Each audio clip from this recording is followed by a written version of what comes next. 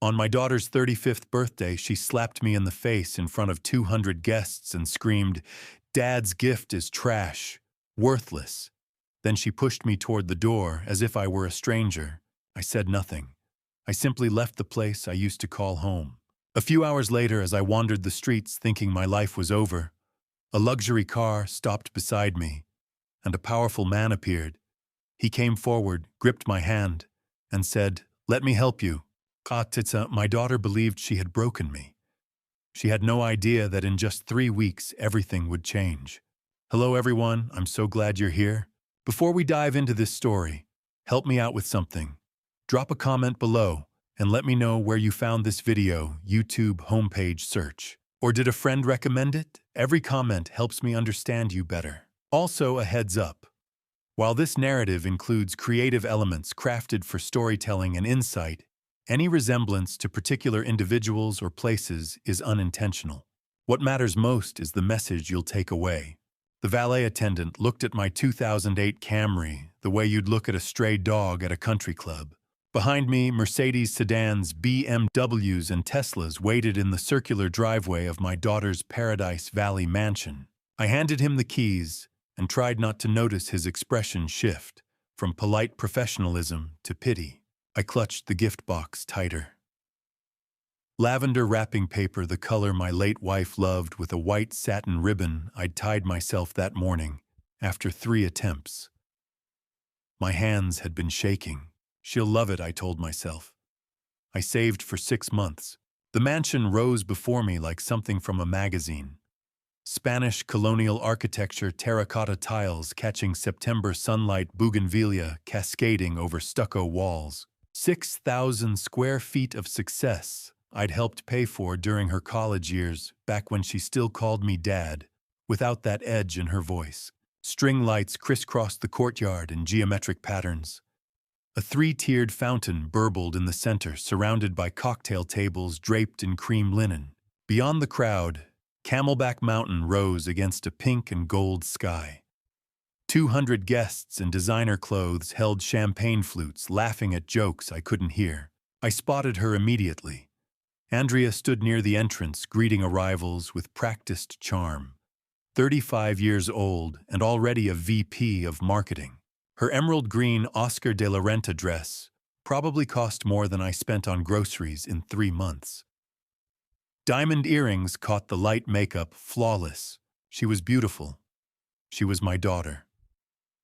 And when she saw me, her smile froze for exactly 1 second before rearranging into something polite and distant. "Dad, you made it." No hug, no warmth. Just those 4 words delivered like she was greeting a delivery man. "Wouldn't miss it, sweetheart," I said. "You look lovely." "Thank you." She turned to the couple behind me, matching Rolex watches, and her voice transformed into something animated and genuine. "David, Sarah, I'm so glad you could come." I stepped past her into the courtyard. Business elite, society friends, colleagues. I recognized maybe 3 faces. I found a spot near the fountain and stood holding my gift box like a life preserver. My gray suit, the same one from my wife's funeral 8 years ago, felt too loose. I'd lost weight since then. Lance knew. Margaret Campbell, my neighbor of 20 years. The only person here I actually knew. "Margaret, hi." Relief washed through me. "How are you holding up?" Her expression was kind, but concerned. "I'm fine, just proud of Andrea." She squeezed my arm gently, then drifted away. An hour passed. Then another. I watched Andrea work the crowd like a politician. Confident, radiant, beloved. She laughed, hugged friends, posed for photos, clinked glasses, and I stood in the corner in my 20-year-old suit, wondering why I still felt like I was waiting for permission to be here. The music stopped around 9:30. "Ladies and gentlemen, the birthday girl would like to say a few words." Andrea stepped into the spotlight. "Thank you all so much for being here tonight. I'm so lucky to be surrounded by such incredible people. But first, let's see what surprises you brought me." A man handed her a large silver box. Inside was a Hermes Birkin bag in caramel leather. "Oh my God, David, you shouldn't have." She hugged him. The crowd applauded. Phones rose to capture the moment. Next, Claudia gave her a spa retreat certificate. $3,500. Then a champagne gift basket. More applause. More photos. Finally, Andrea's eyes found me. And last but not least, Dad, come on up. 200 pairs of eyes turned toward me. I walked forward, my shoes clicking on tile. I handed her the lavender box. She unwrapped it slowly. Inside, nestled in velvet, was a Cartier Tank Française watch, stainless steel with white dial, blue hands, leather strap. The same watch her mother had pointed out 12 years ago, saying Andrea would love it someday. I'd saved for 6 months. Andrea stared at the watch for 3 seconds. Then she looked up at me, her expression ice. "A used watch, Dad." The courtyard went silent. "Ma, this is what 6 months of your pension bought. This is worthless antique junk. I can't even wear this with my wardrobe." Gasps scattered through the crowd. "Andrea, it's the one your mother said you liked."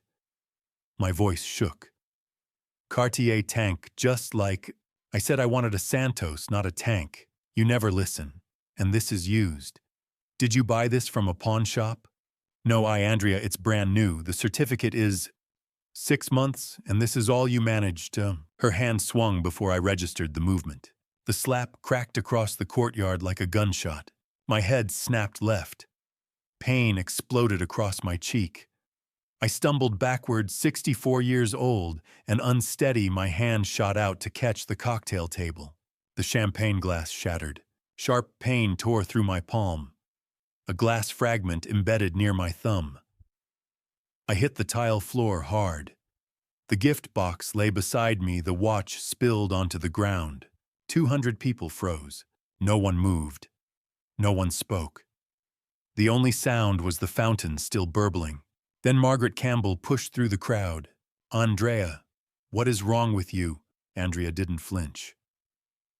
"Stay out of family business, Margaret." Margaret knelt beside me, pressing a linen napkin against my injured hand. The fabric darkened immediately.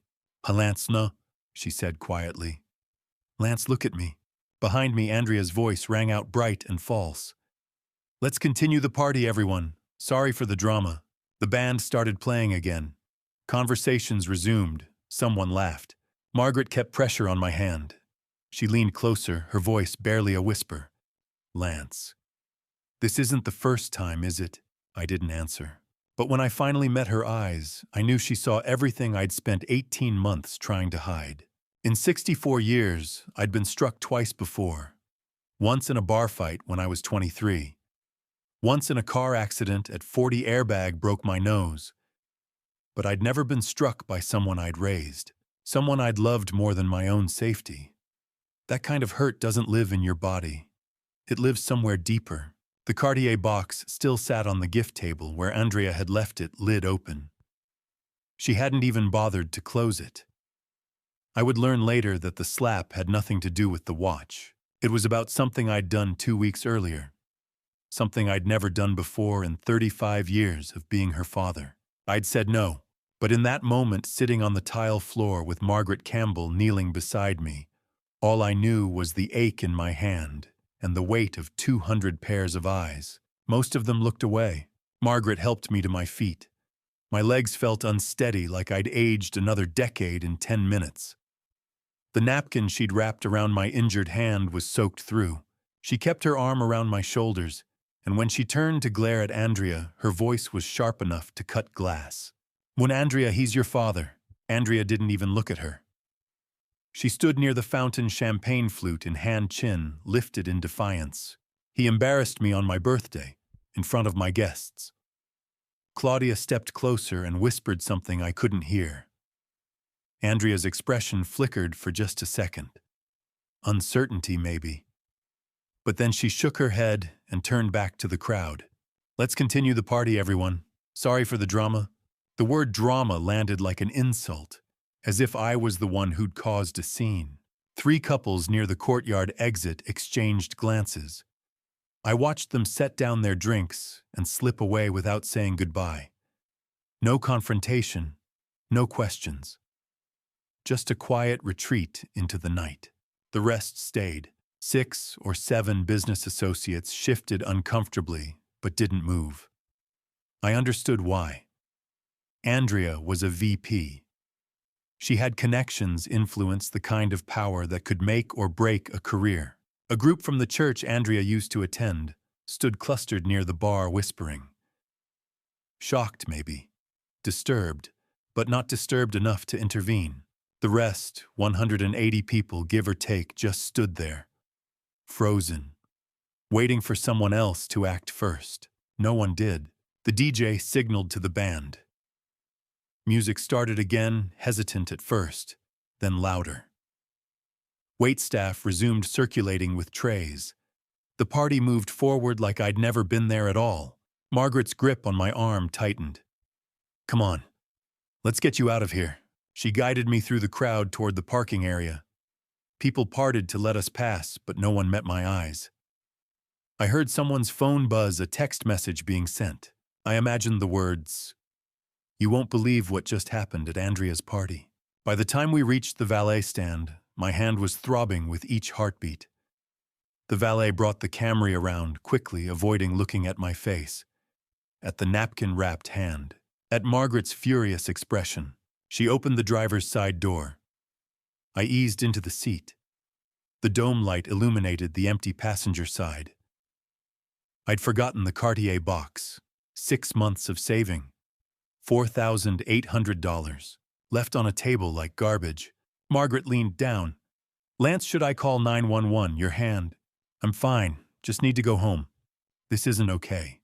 What she did. "It's family business. I'll handle it." "No. It's assault." And I saw everything. I finally looked at her. Margaret Campbell. 55 years old. Lived 2 houses down for 20 years. Brought casseroles after my wife died. The closest thing I had to family besides the daughter who just struck me in front of 200 people. "Thank you," I said quietly, "for being there. Call me tomorrow, promise me." I nodded. I wouldn't call, I knew that even then, but she didn't. I pulled out of the driveway and onto the street. In my rearview mirror, I watched the mansion grow smaller. Music and laughter drifted out into the night. The party continued. I turned onto Lincoln Drive. The road stretched dark and empty ahead, winding through the desert hills of Paradise Valley. Sparse streetlights cast long shadows. The temperature had dropped into the 80s, and the air smelled like creosote and dust. My right hand gripped the steering wheel. My left hand, wrapped in Margaret's napkin, rested on my lap. Each heartbeat sent pain pulsing through my palm. I wasn't driving home. Not to my house in Tempe. Not to a hospital. I was just driving. No destination. No plan. Just the road and the darkness and the question I couldn't answer. Where do you go when the person who's supposed to love you treats you like garbage? I glanced at the passenger seat. Empty. The Cartier box was still at the party. Andrea hadn't even kept it. Maybe she was right. Maybe it was worthless. Maybe I was worthless too. A red light ahead. I stopped. I looked down at my wrapped hand. Then up at the rearview mirror. For the first time since the slap, I really saw myself. 64 years old. Gray hair thinning. Tired eyes. And on my left cheek, already darkening into a bruise, the clear outline of Andrea's hand. The tears came. Not loud. Not dramatic. Just quietly, the way things break when no one's watching. Tears of shame. For believing she'd love the gift. For thinking tonight would be different. For spending 6 months saving money. I could barely afford to lose all for a daughter who looked at me like I was nothing. For the first time in 8 years since my wife died, I let myself break. Quietly coming apart in a 16-year-old Camry at a red light in the middle of nowhere. The light turned green. I wiped my face with my good hand and kept driving. I didn't know where I was going. I just knew I couldn't go back to that party. Couldn't go back to who I was before tonight. Couldn't pretend anymore that things were okay between us. She really doesn't love me. The thought settled into my chest like a stone. I was still driving, injured, hand-aching face wet with tears I'd held back for 8 years when I noticed the headlights in my rearview mirror. A car, large, dark, expensive, keeping pace with me. At first, I thought nothing of it. Lincoln Drive wasn't empty. But then it pulled closer, closer, until I could see the gleam of chrome in my rearview mirror, the unmistakable silhouette of a luxury vehicle, a Rolls-Royce, following me, and I felt something shift from shame to fear. My first thought was carjacking. You hear about it on the news. Someone follows you from a nice neighborhood, waits until you're alone, takes everything. My second thought was darker. I didn't care anymore. If someone wanted my 16-year-old Camry and the $43 in my wallet, they were welcome to it. Chase Harrington was supposed to be in London. Andrea had told me 3 weeks ago, business deal, big client, wouldn't be back until next month. But here he was, pulling a $250,000 car alongside mine on a dark Arizona road. The Rolls-Royce accelerated past me, then pulled into a gravel turnout ahead, one of those hiking trailhead parking areas that emptied after sunset. Hazard lights blinked on. Red, amber, red, amber. My foot hovered over the gas pedal.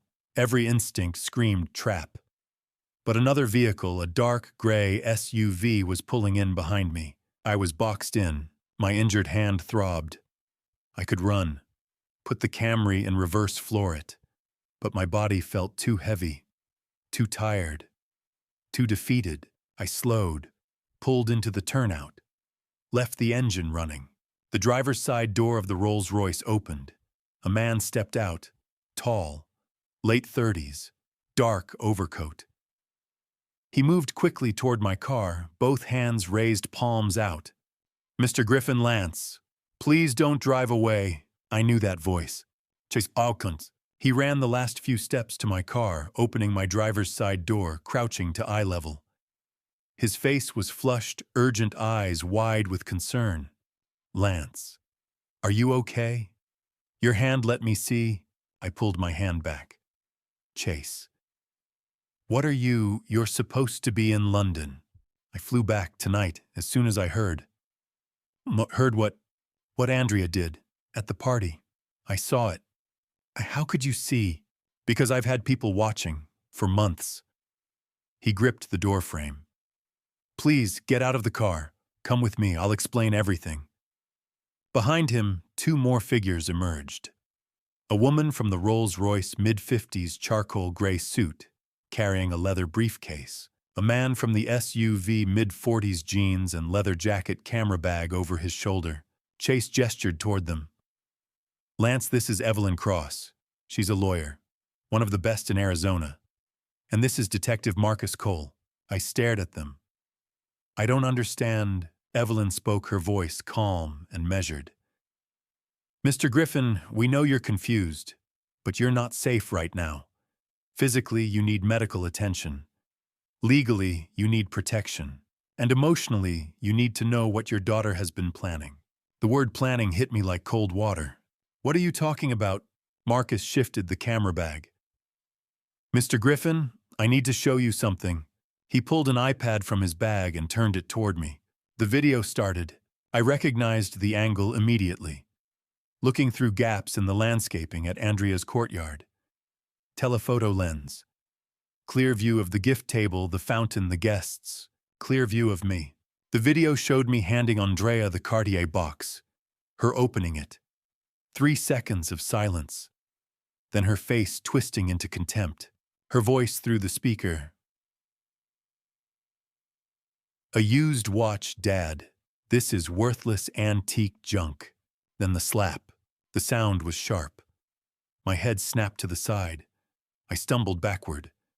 Glass shattered. I fell. 200 people frozen. Margaret rushing forward. The video ended. I couldn't speak. Watching it from outside made it real in a way I hadn't fully processed. "You filmed that," I said quietly. Marcus nodded.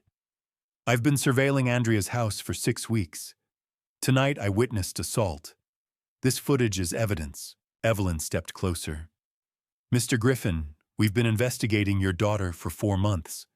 Investigating for what? Chase's voice was tight. Fraud, financial exploitation, conspiracy, and tonight assault. She's my daughter. I know. Chase's voice softened. But Lance, Andrea has been planning to steal everything from you. Your retirement, your house, your independence. She's been setting it up for months. We have evidence. And tonight she crossed a line we can't ignore. I looked at him. Chase Harrington. The man who'd married my daughter 7 years ago. Why are you telling me this Andrea is your wife? Chase stepped closer, his expression raw. Because you're more of a father to me than my own ever was. Because what Andrea's doing is wrong. And because I won't stand by and watch her destroy the one person in her life who actually loved her unconditionally. The words hung in the air. Desert sounds filled the silence crickets, the distant howl of a coyote wind through creosote bushes. Will you come with us? Let us help you. I looked around, at my Camry, at my injured hand, at Chase's face showing no trace of deception, at Evelyn and Marcus standing respectfully back. I'd been handling things alone for 8 years, since my wife died. 8 years of telling myself I was fine, that asking for help was weakness. Maybe it was time to let someone help. Where are we going? Relief flooded Chase's face. Somewhere safe. I'll explain everything. I promise. I turned off the Camry's engine, opened the door and climbed out, legs unsteady. I looked at my car one last time. 16 years old. Scratched paint. Everything I had. Marcus approached. I'll have your car towed to a secure location. Keys. I placed them in his palm, handing over control, choosing trust. Chase opened the rear door of the Rolls-Royce. I'd never been inside a car like this. Leather seats, polished wood trim, everything pristine. I slid inside. Evelyn climbed in on one side of me, Chase on the other. The door closed with a solid thunk.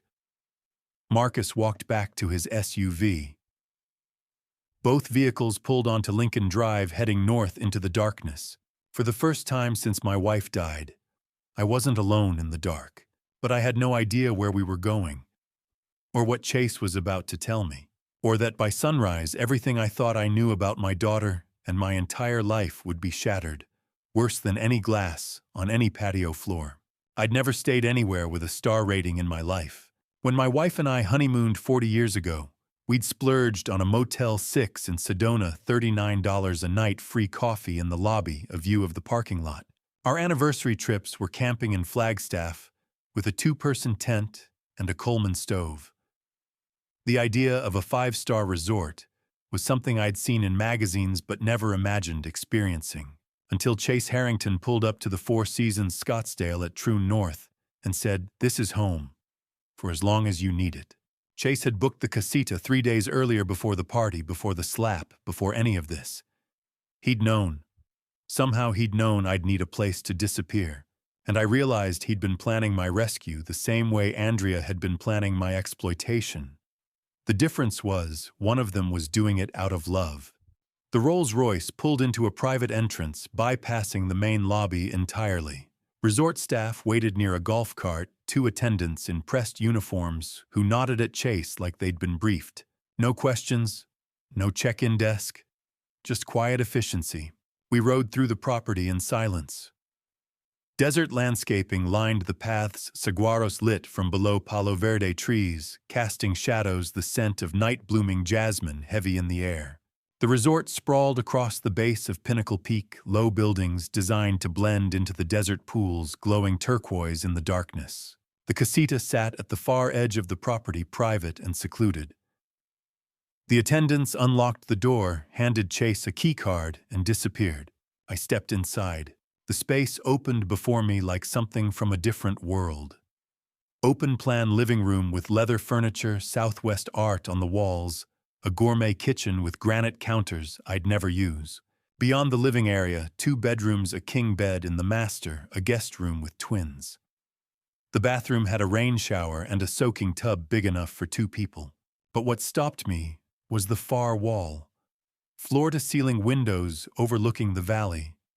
Through the glass, I could see an outdoor patio with a private pool, an outdoor shower, a stone fireplace.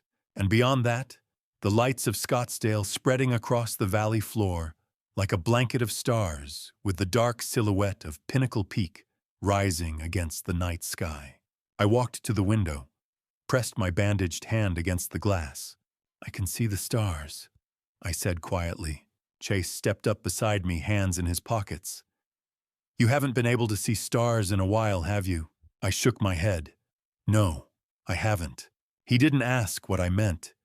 He already knew. The last 8 years had been about surviving, not living. I hadn't looked at stars in a long time. A knock at the door broke the moment. Chase opened it. An older man stood in the hallway, silver hair, kind eyes, carrying a leather medical bag. "Lance, this is Dr. Alan Brooks," Chase said. "He's going to look at your hand." I blinked. "You arranged a doctor at midnight." "I arranged everything."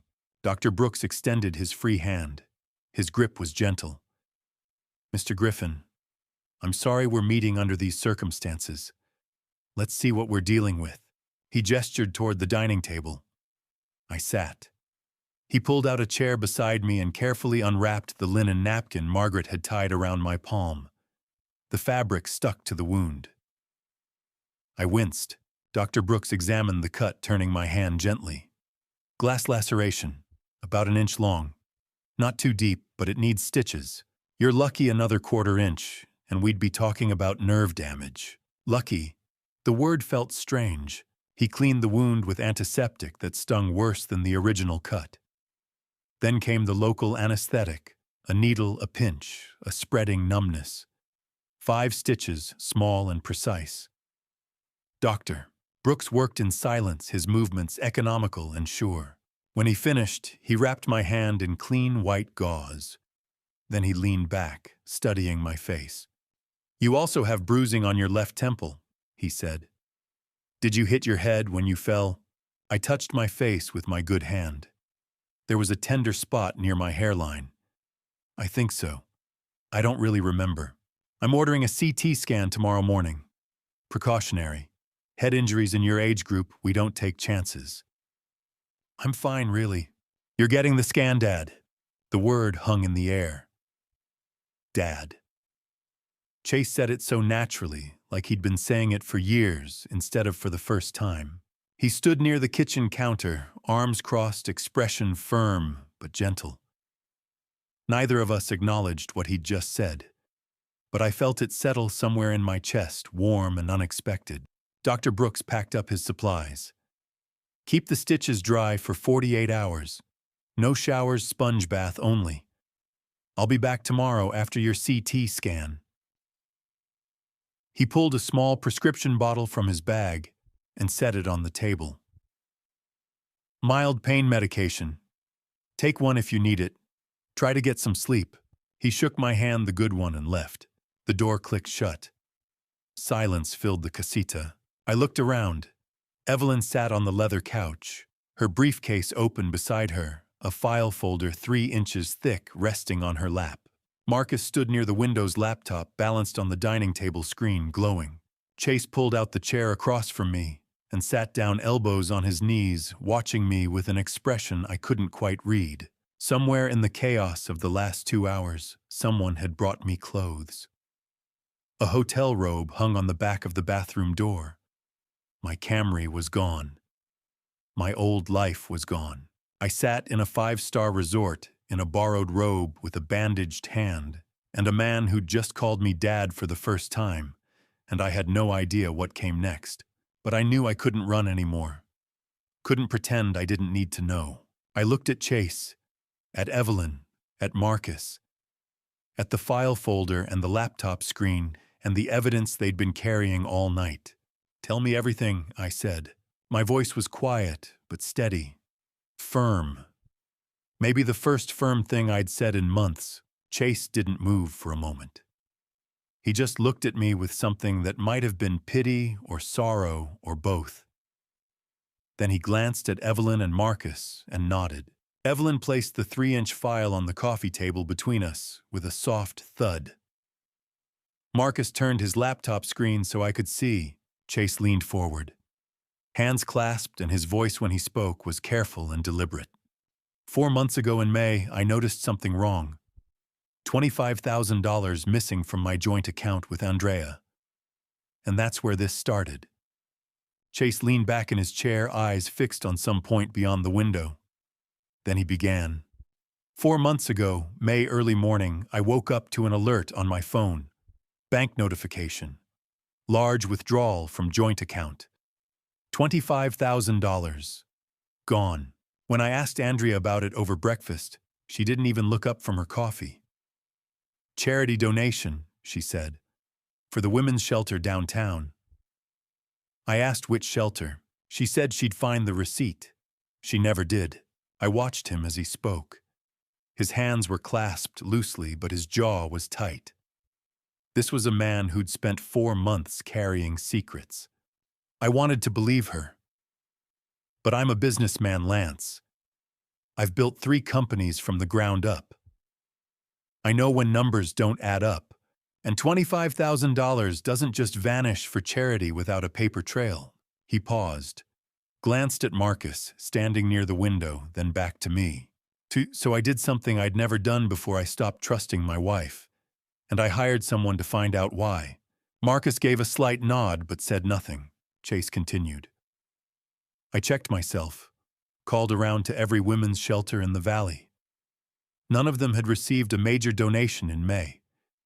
Not from Andrea. Not from anyone matching her description. I felt something cold settle in my stomach. When I pressed her, she changed her story. Said she'd given cash, that they don't always issue receipts.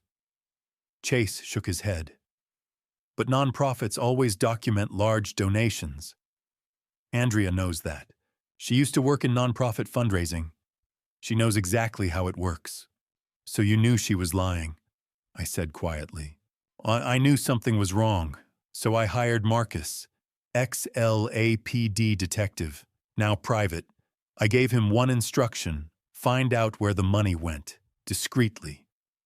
Marcus spoke for the first time, his voice low and professional. Took me 2 weeks to trace the $25,000. It was deposited into a separate account Andrea had opened 6 months earlier. Chase didn't know it existed. How much was in it? I asked. $73,000, Chase said. The 25 I'd seen was just the latest deposit. There were others, smaller amounts, all from our joint account over 6 months. I just hadn't been paying attention. The room felt heavier. Evelyn sat on the couch across from me, watching Chase with calm focus. Chase kept going. By the 4th week, Marcus had started following Andrea. Surveillance. He followed her to 3 different law offices over 2 weeks. He looked at me. Elder law. Conservatorship. Guardianship cases. My mouth went dry. Andrea was meeting with lawyers about how to declare someone legally incompetent, how to take control of their finances, their healthcare decisions, their entire life. Marcus stepped away from the window. By the 5th week, I found the psychiatric appointments. Dr. Patricia Morales. 4 visits in June. Andrea was requesting evaluations for a family member. Medical records requests. Competency assessments. She was building a case. Evelyn said, her voice calm and factual. To have you declared mentally incompetent. It's a legal process. She needed documentation. A doctor's statement. Proof that you couldn't manage your own affairs. I thought about the conversations Andrea and I had over the past few months. Her questions. Do you remember what day it is now? Did you take your pills this morning? You seem confused lately. Little comments, subtle, planting seeds. Chase saw the recognition on my face. By the 6th week, Marcus had connected the dots. Conservatorship lawyers, plus psychiatric evaluations, plus a secret bank account. It's a pattern. Her father, I whispered. Me. Chase confirmed. Silence filled the casita. I confronted her, Chase said. Late June. At home. I asked her straight out, the $25,000. It didn't go to charity, did it? He looked at me, and I saw the weight of that conversation still sitting on him. She was caught off guard. Said she'd needed it for something else. I told her I knew about the separate account. I watched her face change. She got angry. Asked if I'd hired someone to spy on her. He paused. Then I asked her why she had a secret account. What did she say? She pivoted. Said it was for you. That you weren't doing well. That you were forgetting things, getting confused. That she'd been worried and didn't know how to tell me. I felt the lie like a slap. I asked her why she was meeting with conservatorship lawyers. Why she hadn't talked to me first. Chase's voice hardened. She got defensive. Said I was spying on her. I told her, if your dad needs help, I want to help. But this secret account's lawyer's psychiatric evaluations, this doesn't feel like helping. What did she say? She said, I don't have to explain myself to you. He's my father. Then she walked out. The image hung in the air. Andrea, my daughter, walking away from her husband because he dared to question her. Chase sat forward. After that conversation, I realized that wasn't the woman I married. So I called Marcus, told him to keep investigating. Over the next 2 months, July and August, the investigation deepened. Chase brought in Evelyn, a lawyer specializing in elder abuse.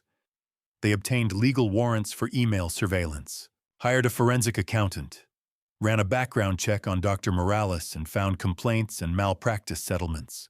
And Marcus started watching me. I didn't know you were being followed, I said. Well, that was the point, Marcus replied. Chase wanted to verify Andrea's claims. If you really had dementia, maybe her actions made sense. But you didn't find that. No. I found a 64-year-old man living alone, maintaining your yard, driving without issue, going to stores, the library, completely lucid, no signs of cognitive decline. Marcus paused. No, you were isolated, sure, but you weren't confused. You weren't incompetent. Chase's voice was quiet. By August, Marcus told me your father-in-law doesn't have dementia, but your wife is trying to make it look like he does. I closed my eyes. I had 2 choices, Chase said. Confront her again and risk tipping her off, or wait. Build a case strong enough to protect you legally. I chose to wait. 2 weeks ago, Andrea had brought conservatorship papers to my house, asked me to sign, said it would make things easier, and for the first time in years, maybe the first time ever, I'd said no. 2 weeks ago, I said slowly, she brought me conservatorship papers. I said no. Chase leaned forward. What did she do? She got angry, said I was being difficult. I told her I wasn't signing anything. I looked at Chase. She left, didn't speak to me for a week. Then she invited me to the party. She hit you tonight. Chase said, not because of the watch. She hit you because you said no. Because for the first time, you wouldn't give her control. The truth of it settled over me like a heavy blanket. What else did you find? I asked. Marcus crossed the room, opened his laptop, and turned the screen toward me. Through everything, he said. Marcus turned his laptop toward me. The screen showed a spreadsheet, rows of numbers, columns of dates, categories highlighted in yellow and red. At the top, in bold, Andrea Griffin Financial Analysis, prepared by David Reeves, CPA. And underneath, discrepancies identified $253,400. I didn't understand what I was looking at. Not yet. But Marcus's expression told me this was bad. Mr. Griffin, this is Andrea's financial profile. David Reeves, a forensic accountant I hired in July, built this from credit reports, bank statements, and public records. What you're seeing is the reason your daughter has been planning fraud for the past 4 months. He clicked to the first tab, Income and Spending. Andrea's base salary as VP of Marketing is $185,000 a year. But look at her annual spending. He pointed to a column on the right, $280,000 a year. I stared at the numbers. How is she spending more than she makes? That's the question we asked. Marcus clicked to the next screen. Credit cards. Personal. 4 accounts. All in Andrea's name alone. American Express, $24,000 balance. Visa, $18,500 balance. MasterCard, $16,200 balance. Store cards, $14,800 balance. Total $73,500. Chase, sitting beside me, spoke quietly. I didn't know about these. Marcus nodded. She opened them using a separate mailing address. Statements went to a P.O. box in Scottsdale. I looked at Chase. She hid this from you for how long? At least 2 years, Chase said. His voice was flat, tired. Maybe longer. Marcus clicked again. But the credit cards aren't the main problem. This is. The screen shifted. Cryptocurrency trading, 2022. I saw a logo I vaguely recognized, Coinbase, an account in Andrea's name, and a timeline that made my stomach drop. January 2022. Deposited $180,000. Where did she get that money? I asked. Cash advances from the credit cards, plus withdrawals from joint savings accounts with Chase. She moved it all into cryptocurrency. February through April 2022 invested in Luna Classic token. May 12, 2022. Portfolio value $127. Total loss $179,873. I stared at the screen. She lost almost $200,000. In 3 months, Marcus said. On a speculative cryptocurrency that crashed during the Terra Luna scandal. Biggest crypto collapse in history at that point. Chase's voice was bitter. I didn't find out until I hired Marcus. Marcus leaned back. So by May 2022, Andrea was in serious financial trouble. She'd lost $180,000 in crypto. She'd accumulated $73,000 in credit card debt. And she was spending $95,000 more than she earned every year. Added up, and she was in a hole of approximately $253,000. The number stared back at me. $253,400. What did she do? I asked. She started looking for a way out. Marcus's eyes met mine. And that's when she started looking at you. He clicked to a new tab. Lance Griffin Asset Summary. My name at the top. My entire financial life laid out in rows and columns. 401k retirement account, $340,000. Primary residence Tempe, AZ, paid off $280,000. Monthly pension $2,800. Monthly Social Security $1,900. Total assets $620,000. Total monthly income $4,700. I felt my throat tighten. You know how much I have? Marcus's expression didn't change. Public records for the house? Pension and Social Security are standard for your career? Retirement account is an estimate? I'm a detective, Mr. Griffin. This is what I do. He paused. And Andrea had access to some of this information.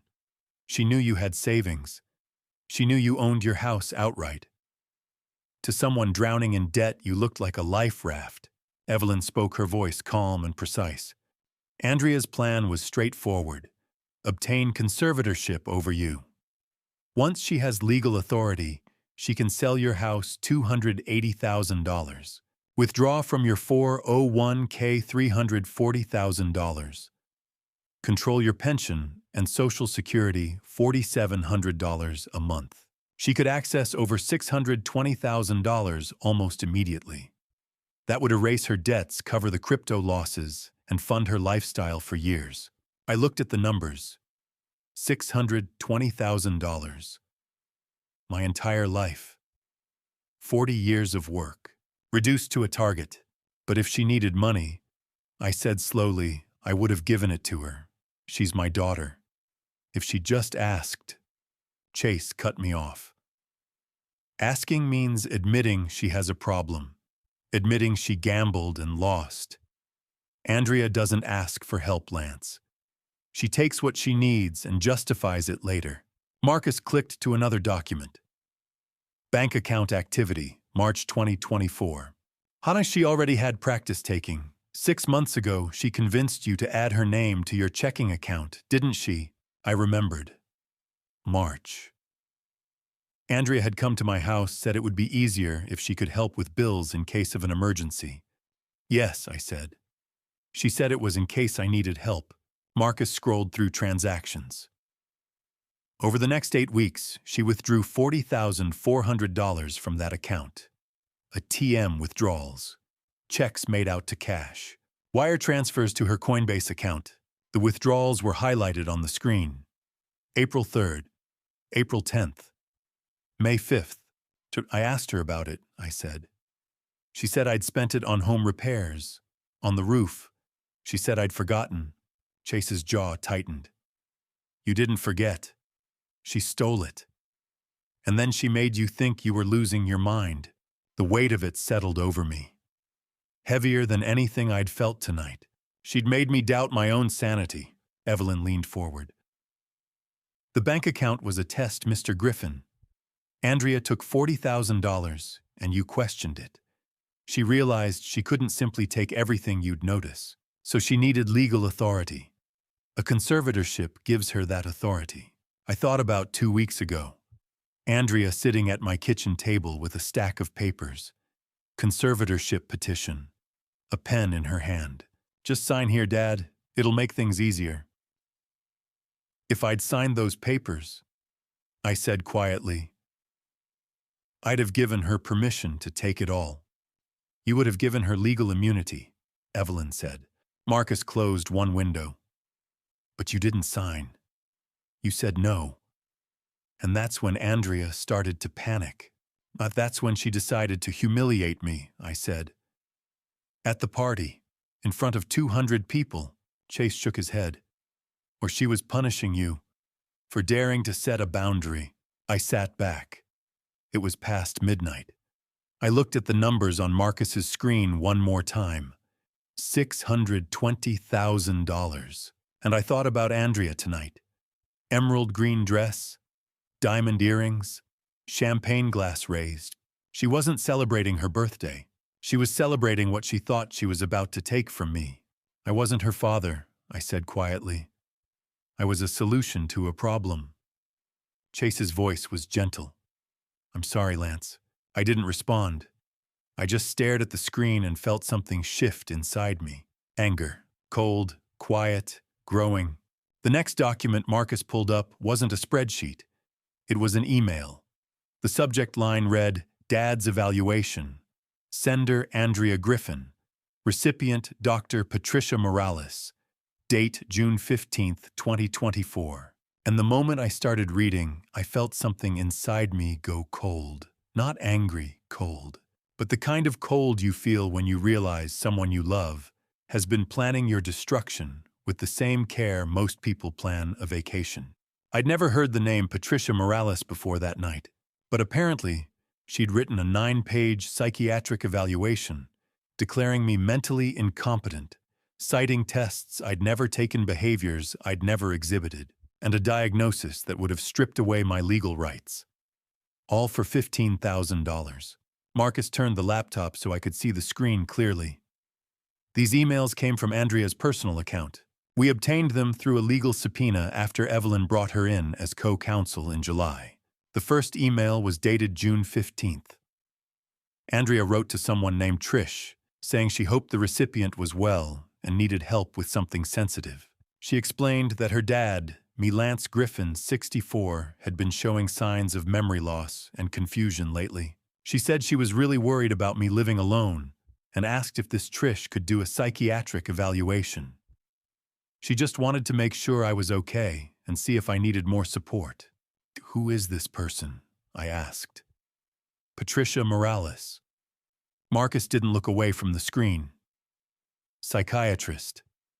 Licensed in Arizona. Went to medical school with Andrea at the University of Arizona. They were roommates sophomore year. Hadn't been in touch much since graduation, but Andrea reached out in June." I stared at the email. It looked so normal. "Concerned daughter. Worried about aging father."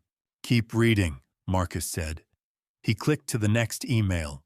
The reply came a week later, June 22nd. Dr. Morales wrote that she'd seen my father that morning at her office in Tempe. They'd spent about 90 minutes together. Cognitive tests, memory exercises, general conversation. She had to be honest. He seemed completely sharp. Scored in the normal range on all assessments. Memory was good, reasoning intact. No red flags for dementia or cognitive impairment. If anything, he seemed a bit lonely and stressed, but that wasn't a medical diagnosis. She said she knew Andrea was worried, but from what she observed, I didn't have dementia. Maybe I was just getting older and forgetting minor things. We all do that. I looked up from the screen. I never went to her office. I've never met this woman in my life. Marcus nodded. We know. She made up the evaluation. Wrote it like it happened so she'd have documentation. That email was her covering herself so later she could say, "I told Andrea he was fine," but she knew what was coming next. Chase leaned forward. Andrea wasn't going to take no for an answer. Marcus clicked to the next email. It was sent 3 days later, at 11:47 at night. Andrea's tone had changed completely. She wrote that she needed this diagnosis. Dr. Morales didn't understand this wasn't just about worry. She needed documentation that I had diminished capacity. She needed it in writing.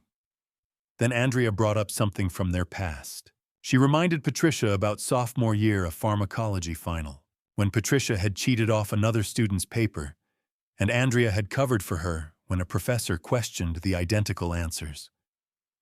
Andrea had kept that secret then. Patricia owed her now. Andrea said she wasn't asking for something crazy, just an evaluation that said what she needed it to say. Early-stage dementia, diminished capacity, needs supervision. That's it. She'd make it worth Patricia's while. $15,000. Cash or wire, her choice. She told Patricia to think about it, but not to take too long. Silence filled the casita. I read the words again, then a third time. She threatened her, I said quietly. With something from 15 years ago, Evelyn spoke from the couch.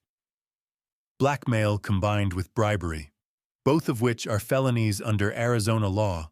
Chase's voice was bitter. Andrea doesn't ask for what she needs. She finds leverage, and if there's no leverage, she makes it. Marcus scrolled to the final email in the chain dated June 28th. Dr. Morales' response was brief. She agreed. She'd write the assessment. But if this ever came back on her, if anyone questioned this, they never had this conversation. Understood. She told Andrea to send the money to her personal account, and once it cleared, she'd have the report ready in a week. This was the last time she'd do anything like this for Andrea. Marcus leaned back. She agreed. For money. Because Andrea had leverage and because Dr. Morales was desperate. He pulled up a bank statement.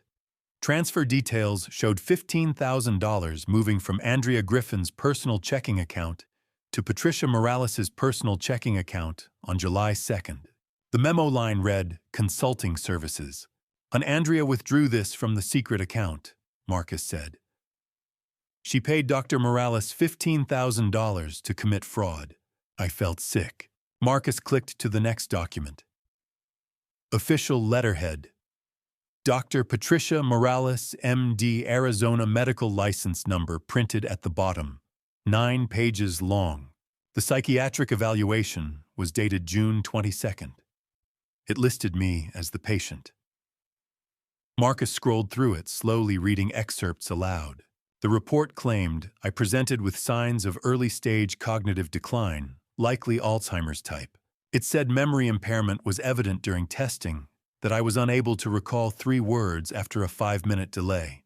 It claimed I exhibited confusion regarding recent events and demonstrated poor judgment in financial matters. The conclusion stated my decision-making capacity was significantly diminished. The recommendation legal conservatorship warranted to protect patient from self-harm and financial exploitation. I stood. I couldn't sit anymore. I walked to the window and looked out at the dark desert. I never took those tests, I said. My voice came out shaking. None of that happened. We know, Marcus said. I turned around. She didn't just try to steal my money. She tried to steal my mind. 12 years ago, my brother Hank and I stood in a lawyer's office reading our parents' will and said things brothers should never say to each other. Words about fairness and favoritism and money and love all tangled together until neither of us could remember what we were really fighting about. We stopped speaking that day, stopped calling on birthdays, stopped sending Christmas cards, stopped existing in each other's lives. And 3 months ago, Andrea reached into that 12-year silence and weaponized it against me. The thing about estrangement is that it creates a vacuum. And Andrea understood vacuums. She understood that when you haven't talked to someone in over a decade, you don't have a baseline for understanding anymore. You only know what someone tells you. And Andrea told Hank exactly what she needed him to believe. Marcus pulled up a new screen on his laptop. Text messages this time. 3 months ago, your daughter contacted your brother. I hadn't heard Hank's name in years. Now here he was, pulled into Andrea's conspiracy like everyone else. Our parents died 12 years ago, I said quietly. 6 months apart. The will left me 60% of the estate, about $180,000. Hank got 40%, $120,000. He was furious. Said I'd manipulated them. Had you Chase asked. I'd helped them during their final years. Paid medical bills. Helped with the mortgage. Took unpaid leave to care for them. I didn't do it for money. I did it because they needed help. But Hank saw it differently, Marcus said. Hank saw favoritism. We fought in that lawyer's office, said terrible things, and when we walked out, we never spoke again. 12 years of silence. Marcus turned the laptop toward me. Until Andrea broke that silence, the screen showed a text thread. Andrea had reached out to Hank in late July saying she was worried about me. She told him I'd been having memory problems, forgetting appointments, getting confused about dates. She claimed that last week I'd left the stove on and almost started a fire. She'd walked in, and the kitchen was full of smoke. I didn't even realize. I felt my stomach drop. None of that happened. There was no fire, no smoke. Marcus nodded. We checked. No fire department calls to your address. No smoke damage. Your stove is electric, much harder to accidentally cause a fire. She made it up. The messages continued. Andrea told Hank she'd taken me to a psychiatrist who diagnosed early-stage dementia, probably Alzheimer's. She said I was refusing help, being stubborn. She asked if Hank could talk to me, maybe coming from my brother, I'd listen. She said she was scared for me. He believed her, I said. He had no reason not to, Chase said gently. He hadn't talked to you in 12 years. All he knew was what Andrea told him. 5 days later, Hank called me. I remembered that call. July 25th, around 7 at night, Hank's voice on the other end. It's Hank. Andrea told me you're having memory problems. Dementia. She said you almost burned your house down. I told him I was fine. I didn't have dementia. I hadn't seen a psychiatrist. He'd been frustrated, impatient. Said Andrea told him I was refusing help, that I was in denial. I'd gotten angry. Told him he hadn't spoken to me in 12 years and had no right to tell me to sign my rights away to my daughter. I'd hung up. I thought he was just being Hank. I said to Marcus, still angry about the will, using this as another excuse. Andrea counted on that, Marcus said. She knew your history, she used it. The texts continued after the call. Andrea told Hank that my denial was a classic symptom of early dementia, that I had good days and bad days and he'd happened to catch me on a good day. She asked if he'd be willing to write a statement, just saying he was concerned based on what she'd told him. It would help with the legal process. Marcus pulled up an email showing a draft affidavit Andrea had sent Hank on August 1st. The document stated that Hank had been informed by Andrea of concerning cognitive decline and supported efforts to provide me with appropriate care and supervision. He almost signed it, Marcus said. Andrea called him twice, pressured him, but something held him back. He felt uneasy, said it felt wrong to sign something so official when he hadn't actually seen you. And then you contacted him, I said. Marcus nodded. Last week. Showed him everything. The emails with Dr. Morales, the financial fraud, the fake medical report. Told him Andrea had manipulated him. What did he say? He said, "Oh my God, she lied to me, about all of it." He felt sick, angry at himself for believing her. He asked me to apologize to you on his behalf, and he asked if you'd be willing to talk to him. After this is over, I stood and walked to the window. My eyes were burning. For 12 years, I said quietly. I thought Hank didn't want to talk to me because of the inheritance. But now, what if Andrea made sure we stayed apart? What if she knew that as long as we weren't talking, I had no family support, no one to check in, no one to notice if something was wrong? Chase's voice was gentle behind me. Isolation is a classic abuse tactic. My own daughter isolated me from my own brother. I turned around. Will Hank really testify? Marcus didn't hesitate.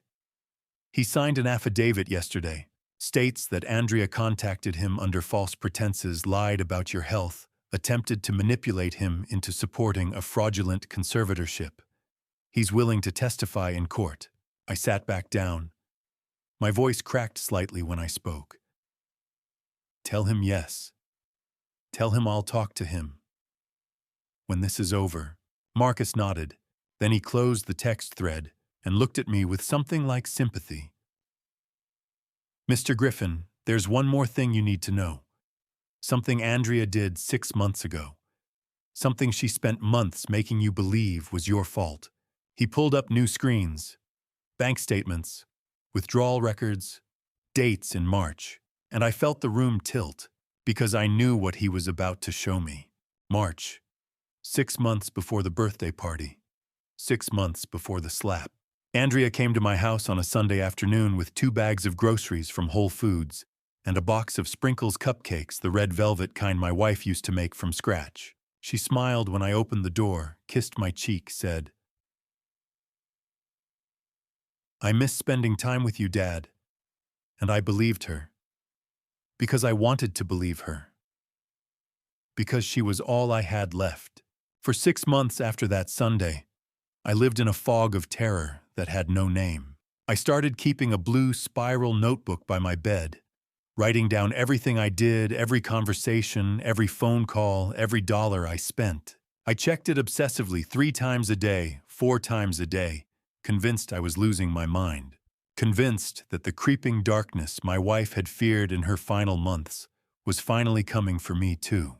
But I wasn't losing my mind. I was being erased, methodically, deliberately, by my own daughter. Marcus closed the text thread on his laptop and opened a new file. The screen filled with rows of transactions, dates, amounts, descriptions, all highlighted in yellow.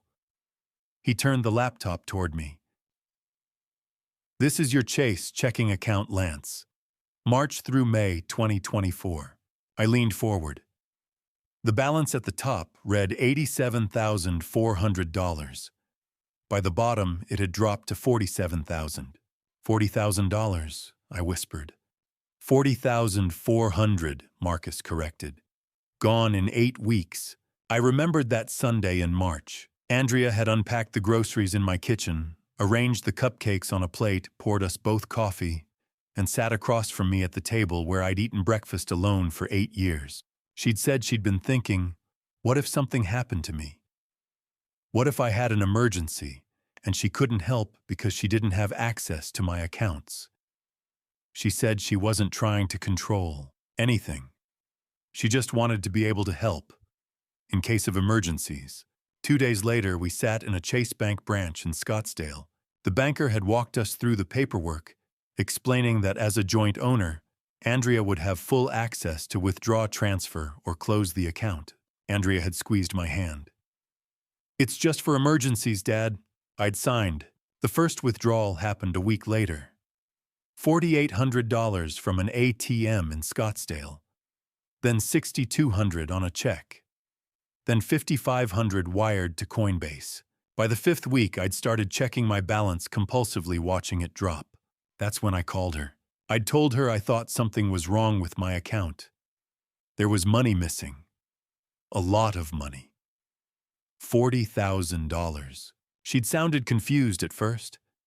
Then her voice had changed, still sweet, but with an edge of concern. She'd said we talked about this. Remember the roof repair and the plumbing issue? I'd asked what roof repair. Her tone had shifted to something patient, almost pitying. She'd reminded me that the contractor came in April. I'd signed the contract. We'd walked through the estimate together. I'd gripped the phone, my mind racing, searching for the memory. Had there been a contractor? Had I forgotten? She'd said it was okay. This was why we set up the joint account, remember? So she could handle things when I got confused. When you got confused. The words had hit me like a fist. I'd hung up and immediately driven to the house, inspected every corner of the roof, every pipe, every fixture. Everything was fine. Everything was exactly as it had been. But the doubt had already planted itself. What if I really had forgotten? What if this was how it started? The forgetting, the confusion, the slow unraveling.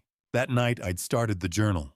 Now, sitting in the Four Seasons casita, I stared at Marcus's laptop screen. 8 weeks, 8 withdrawals, $40,400. There was no roof repair, Marcus said quietly. We pulled the county permit records. No work filed at your address in the last 3 years. We also contacted a home inspector. He went through your property last week. Everything's in good condition.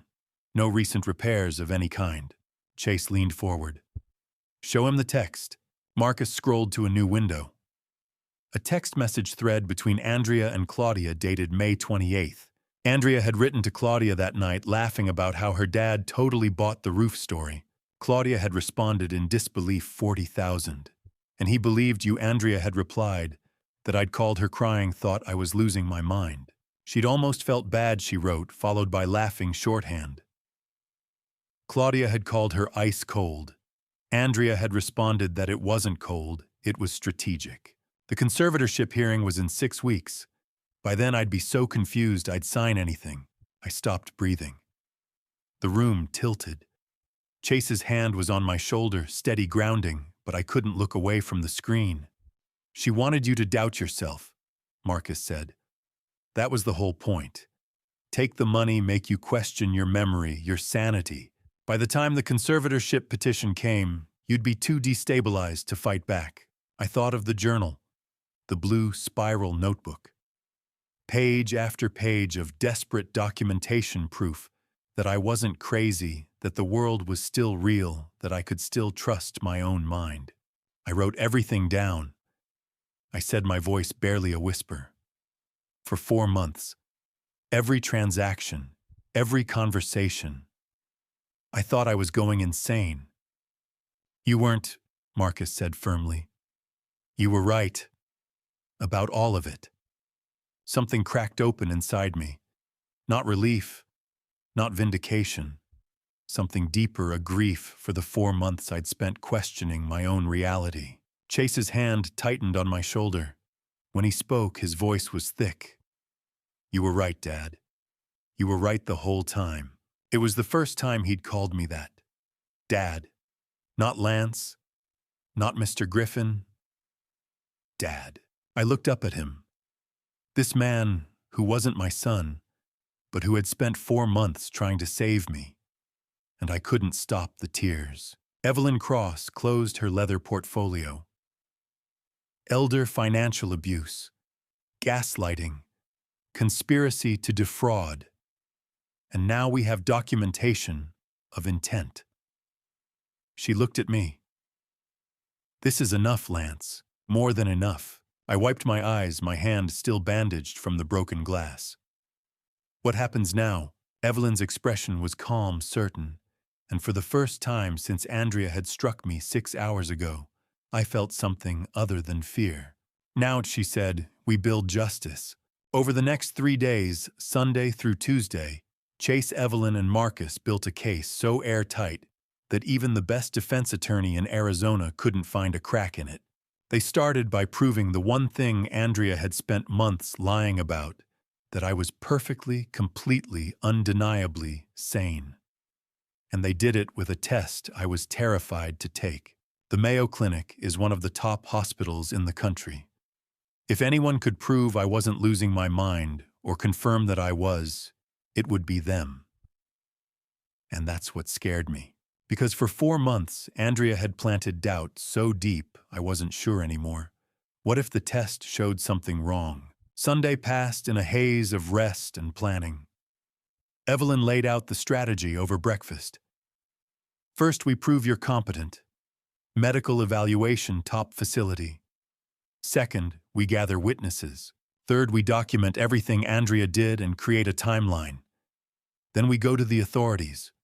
How long will this take? I asked. We move fast, Evelyn said. Andrea doesn't know we're building a case. Surprise is our advantage.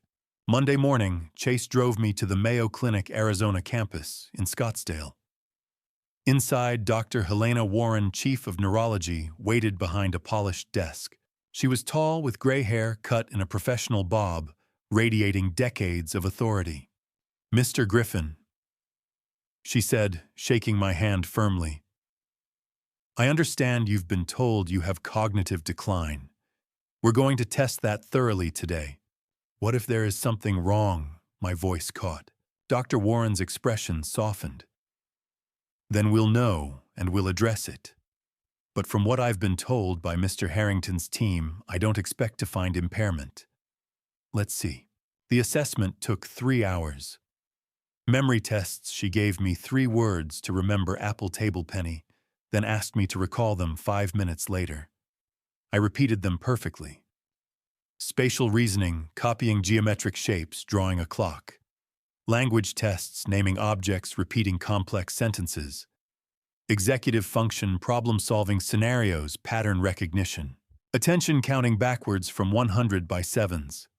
I made no errors. When Dr. Warren reviewed the results, Chase sat beside me. She looked at me across the desk and said, Mr. Griffin, your cognitive function is not just normal. It's superior for your age group. She turned her computer monitor toward us. The score read 142 out of 144 possible points. And that places you in the 98th percentile for 64-year-olds. You absolutely do not have dementia. No signs of Alzheimer's. No cognitive impairment whatsoever. Whoever told you otherwise was either incompetent or lying. My throat closed. So I don't have dementia. You do not, Dr. Warren said firmly. You're cognitively healthy. I'm writing a full report. I pressed my hands to my face and cried. Not tears of shame, these were tears of pure relief. Mr. Griffin, are you okay? Dr. Warren asked gently. I lowered my hands. I've been terrified for 4 months that I was losing myself. And you're telling me I'm fine. You're more than fine, she said. In the parking lot afterward, I stopped and looked back at the building. I'm not crazy, I said aloud. Chase stood beside me. You never were. That afternoon, David Reeves called Evelyn with another discovery. He'd gone through Andrea's corporate credit card issued by the tech company where she worked as VP of marketing. He'd found $48,000 in personal expenses disguised as business over 18 months. Client dinners that were actually luxury spa days. Marketing conference travel that turned out to be vacations to Cabo. Designer handbags disguised as team-building supplies. "This is corporate fraud," Reeves said over speakerphone. "FBI will be interested since the company operates in multiple states. Wire fraud charges are possible." "Document everything," Evelyn replied. "We're adding it to the file." Tuesday brought the witnesses. Margaret Campbell arrived first at Evelyn's downtown Phoenix office, giving a written statement detailing 20 years of watching Andrea treat me poorly.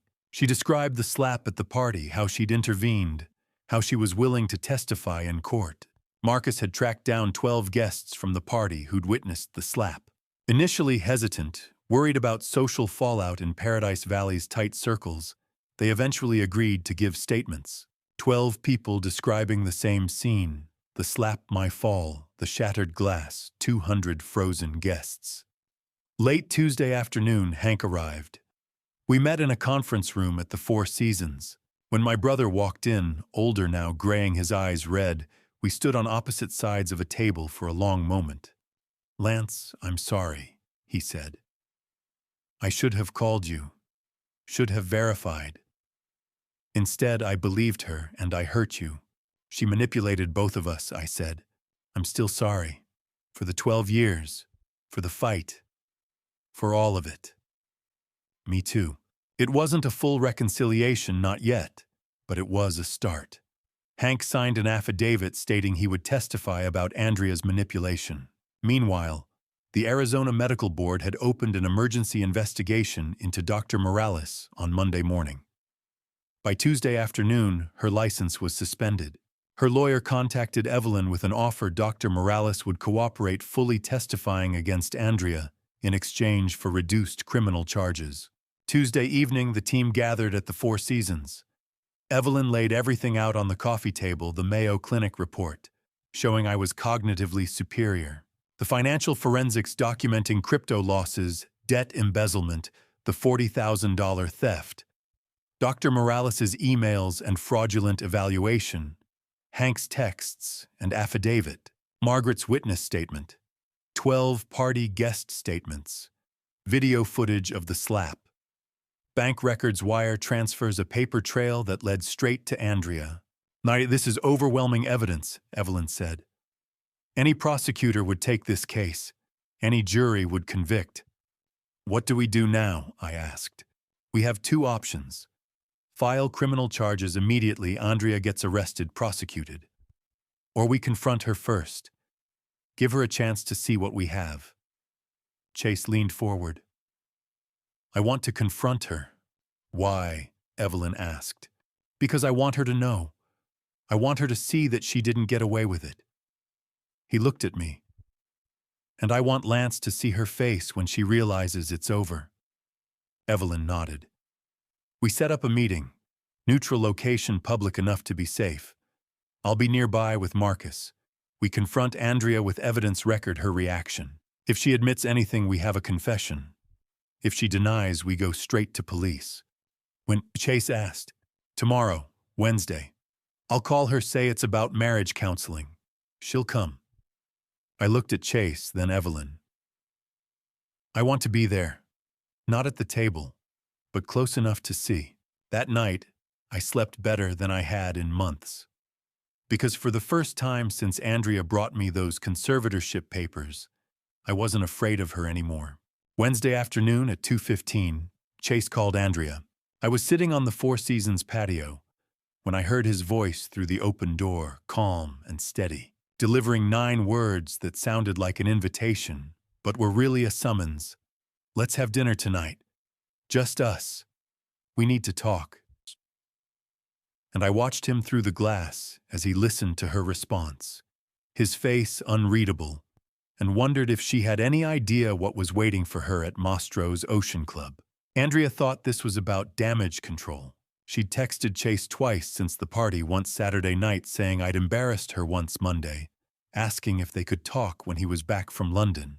She had no idea Chase had never gone to London. that he'd been in Arizona the whole time, watching, building, preparing. I could hear only Chase's side of the conversation from where I sat. "Andrea, it's me." A pause while she responded. "I know, I got back early. Listen, we need to talk. About Saturday, about everything." Another pause. "Not on the phone. Let's have dinner. Mastro's, 7 o'clock. Just the two of us." I could imagine her voice on the other end, eager, relieved that he was finally engaging after days of silence. "We'll talk about all of it," he said, his tone controlled. "But face to face, will you come?" A longer pause. "Good. 7 p.m., private dining room. I'll make the reservation." She said something else. I caught the faint edge of affection in whatever words she used. "See you then," Chase said and ended the call. He set the phone down and stood there for a moment, staring out at the desert. I walked to the doorway. "What did she say?" I asked. Chase turned. "That she's sorry I had to deal with Dad's outburst. That she wants to explain. That she loves me." He paused, his expression somewhere between sadness and steel. She has no idea what's about to happen." By 3 o'clock, Evelyn had arrived with the final strategy. We gathered in the Four Seasons conference room for what she called a rehearsal. Chase sat across from her while she walked him through every step of the confrontation. "Start calm," Evelyn said. "Don't let her see emotion. Emotion gives her room to manipulate. She's spent years reading you, knowing what buttons to push. Don't give her that opening." Chase nodded. "Present evidence systematically, one piece at a time. Don't dump everything at once or she'll shut down. Build the case layer by layer until there's no room for denial." "What if she tries to leave?" Chase asked. "Let her," Evelyn said. "But she won't. She'll want to explain, to spin, to manage the narrative. That's when you listen. If she says anything incriminating, let her talk. We're recording. Everything she says is evidence." They ran through scenario after scenario. Evelyn played Andrea's role, defensive, tearful, manipulative, while Chase practiced staying controlled. Evelyn turned to me. "You don't have to be there, Lance." "I know," I said. "But I want to. I need to see her face when she realizes." "We'll seat you at a corner table in the main dining room," Evelyn explained. "You'll see them through the glass partition, but they won't see you. You'll be far enough away that you can't hear the conversation, that's safer for you emotionally. You'll watch body language reactions. Is that okay?" "That's perfect," when I said. At 6:30, Marcus and a tech specialist arrived at Mastro's Ocean Club ahead of us. The restaurant was an upscale steakhouse in North Scottsdale. Marcus planted tiny cameras in the private room Chase had reserved legal under Arizona's one-party consent law, since Chase was a participant in the conversation. Audio recording devices served as backup. Evelyn and Marcus would monitor everything from an SUV in the parking lot. At 6:45, the restaurant manager seated me at a corner booth in the main dining room. My table had a clear sight line through a glass partition to the entrance of the private room where Chase and Andrea would sit. I ordered coffee I knew I wouldn't drink.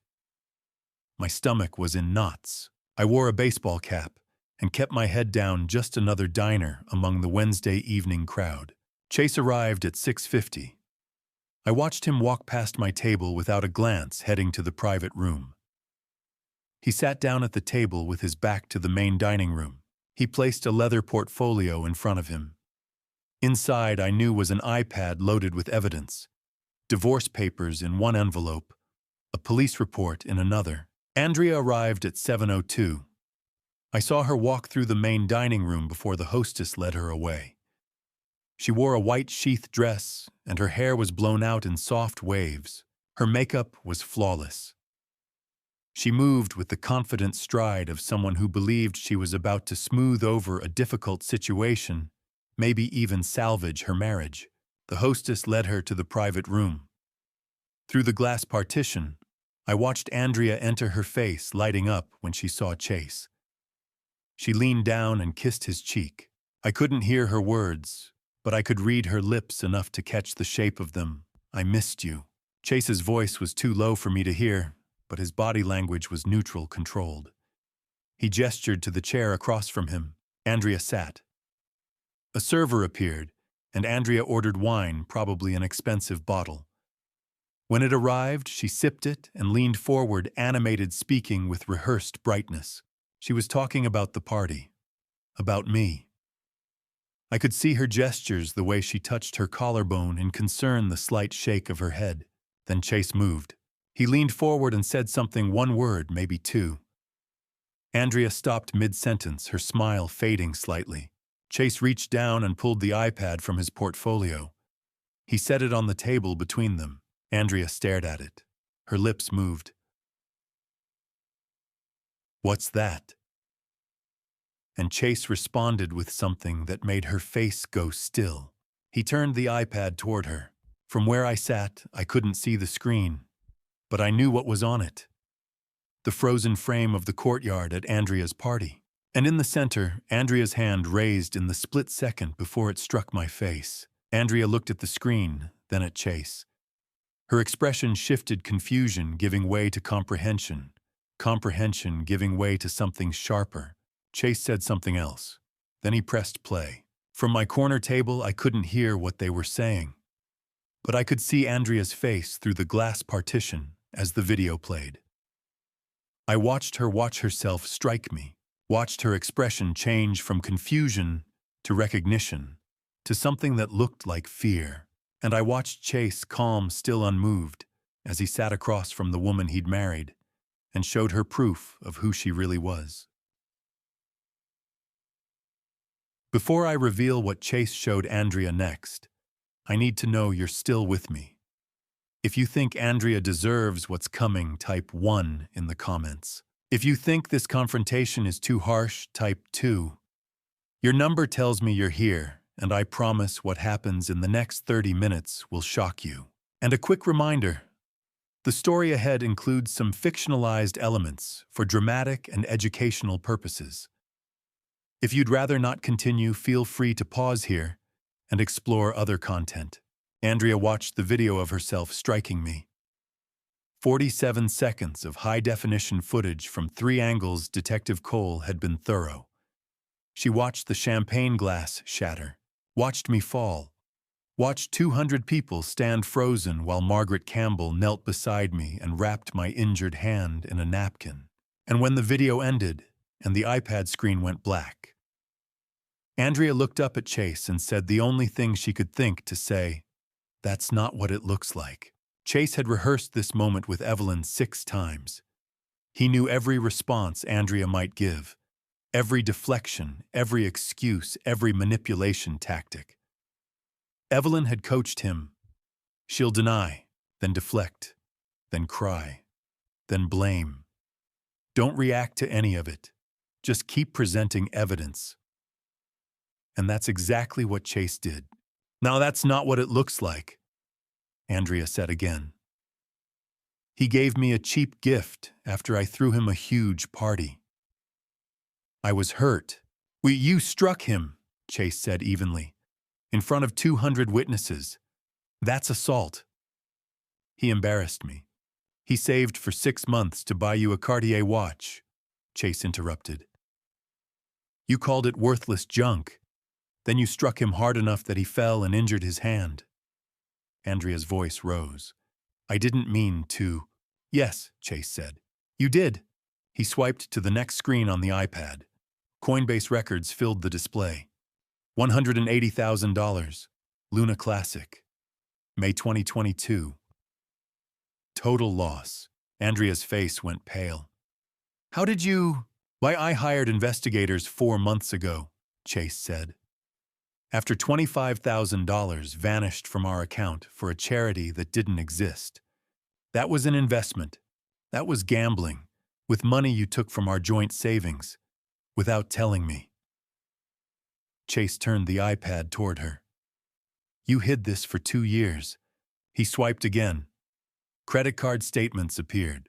How $73,000 in credit card debt. 4 cards I didn't know about. Statements sent to a P.O. box. Andrea's voice wavered. "I was going to tell you." "When?" Chase asked. After you drained your father's retirement to pay them off.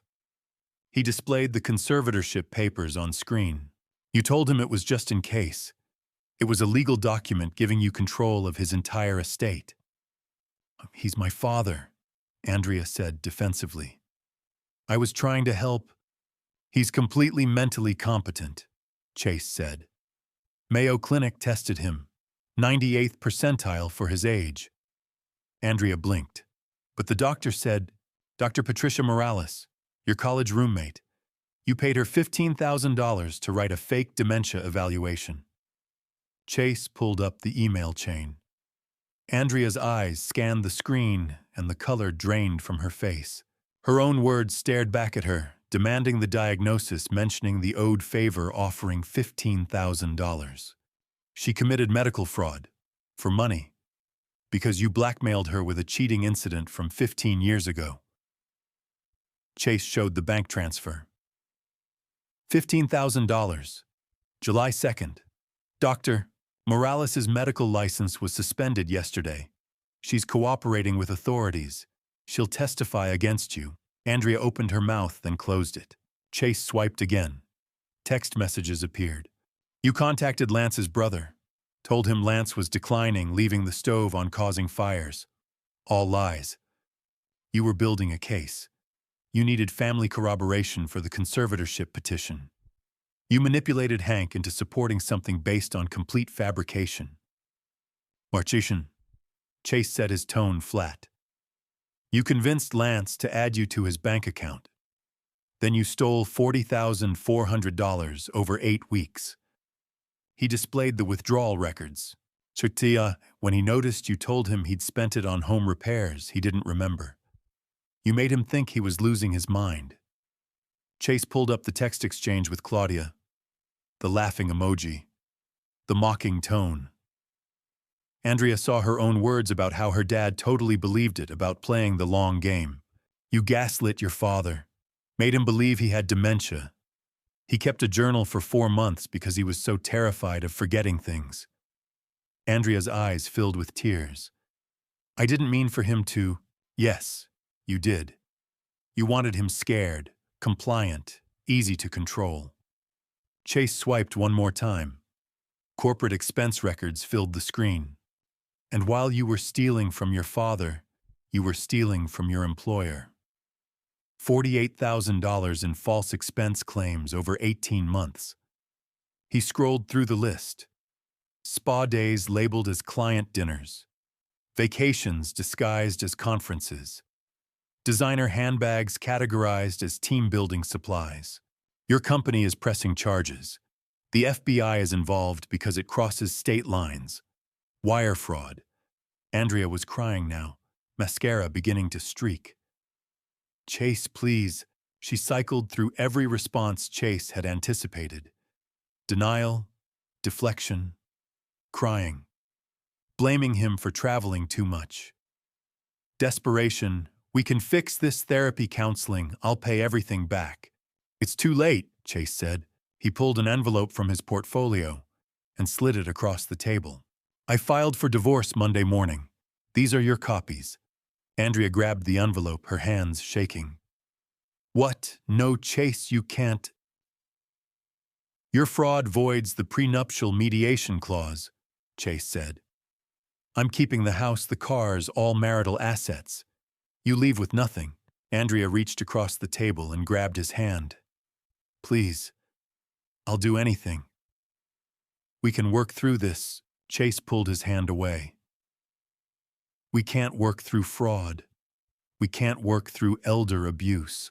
We can't work through you systematically destroying the one person in your life who loved you unconditionally. He pulled a second envelope from the portfolio. This is from Detective Marcus Cole. Police report filed Tuesday. He read the list aloud. Elder abuse, financial exploitation, conspiracy to commit fraud, embezzlement, assault. Arizona State Police will arrest you within 72 hours. Andrea's voice became hysterical. You're having me arrested. I'm making sure you're held accountable, Chase said. Andrea stood her chair, scraping back. I'm your wife. Chase stood as well. He put on his jacket and looked down at her. His voice was calm, final. "You were my wife. Now you're just someone I used to know." He turned and walked to the door. "Chase, wait." He didn't turn back. He opened the door, stepped through, and let it close behind him. Andrea stood alone in the private dining room. Documents were scattered across the table. Her white dress was rumpled. Her mascara ran in dark streaks. She stared at the iPad, its screen now dark. She stared at the divorce papers. And slowly she sank back into her chair and put her head in her hands. From my corner table 30 feet away, I had watched the entire exchange through the glass partition. I couldn't hear the words, but the body language told the story. I had expected to feel anger, or satisfaction, or triumph. But what I actually felt was emptiness. A hollow grief for the daughter who had never really existed. I watched Chase walk through the main dining room toward the exit. He saw me in my corner booth and stopped. He didn't sit, just stood beside the table and said, "It's done," and I nodded, because it was done. The Arizona State Police arrived at Andrea's office at exactly 10 o'clock Thursday morning. I wasn't there. I was at the Four Seasons drinking coffee on the patio with Chase when Marcus called and said, "It's happening now." And Chase put the phone on speaker so we could hear Marcus describe what he was watching from across the street. Through a telephoto lens, Andrea being arrested in front of everyone she'd ever tried to impress. Andrea had gone to work. The morning after Chase served her with divorce papers and showed her proof of every crime she'd committed, she put on a pantsuit, did her makeup, and drove to her office like it was just another Thursday. Marcus told us later she'd been at her desk answering emails when the police walked in, like she thought she could still pretend everything was normal. Marcus's voice came through the speaker, calm and matter-of-fact. "They're going in now. 2 Arizona State Police, 1 FBI agent." I could hear faint background noise traffic, the rustle of Marcus shifting in his vehicle. And I'm walking through the lobby, taking the elevator, 3rd floor, approaching her section. I can see through the glass walls. She's at her desk. Doesn't see them yet. A pause. Police are entering her area. She looks up. Face just went white.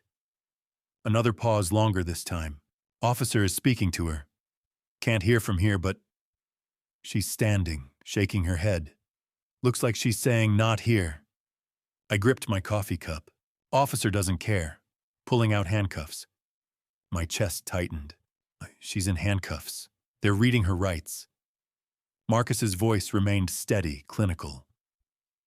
Employees are stopping work. Everyone's watching. She sees them looking. She's crying. I closed my eyes. They're walking her out, through the main office area. Glass walls on both sides. Maybe 200 people watching. 200 people. The same number who'd watched her strike me 5 days ago. She's trying to keep her head up, but she's falling apart.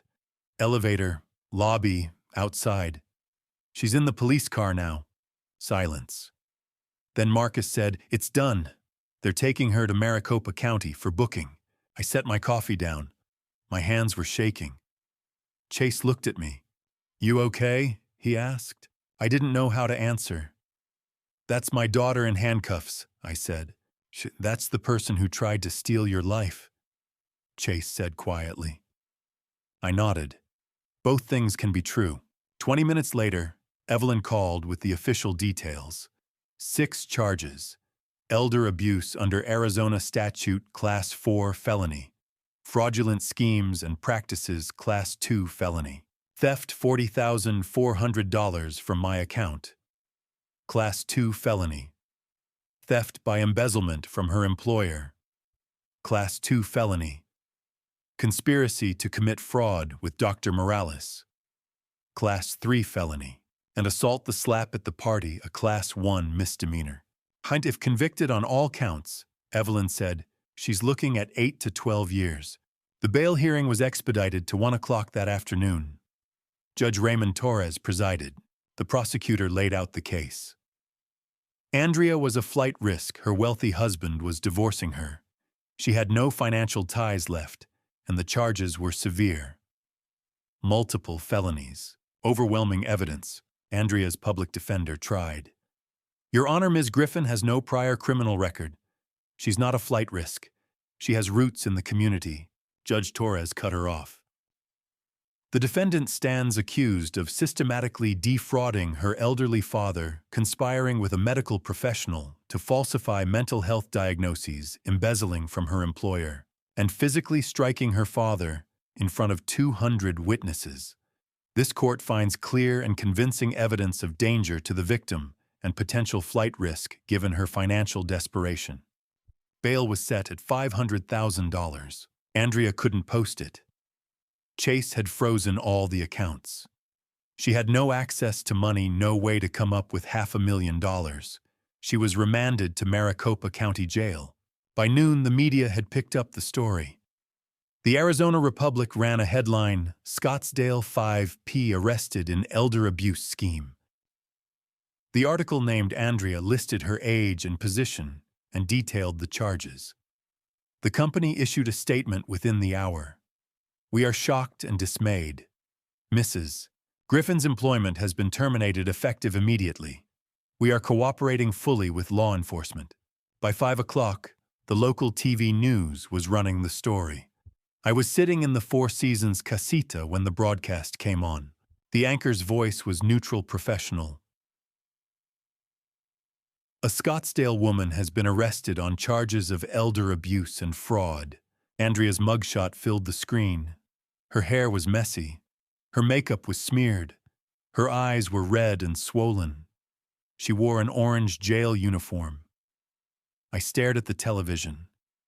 That was my daughter. Chase sat beside me. "You okay?" I don't know," I said. "I thought I'd feel something. Relief, anger, something.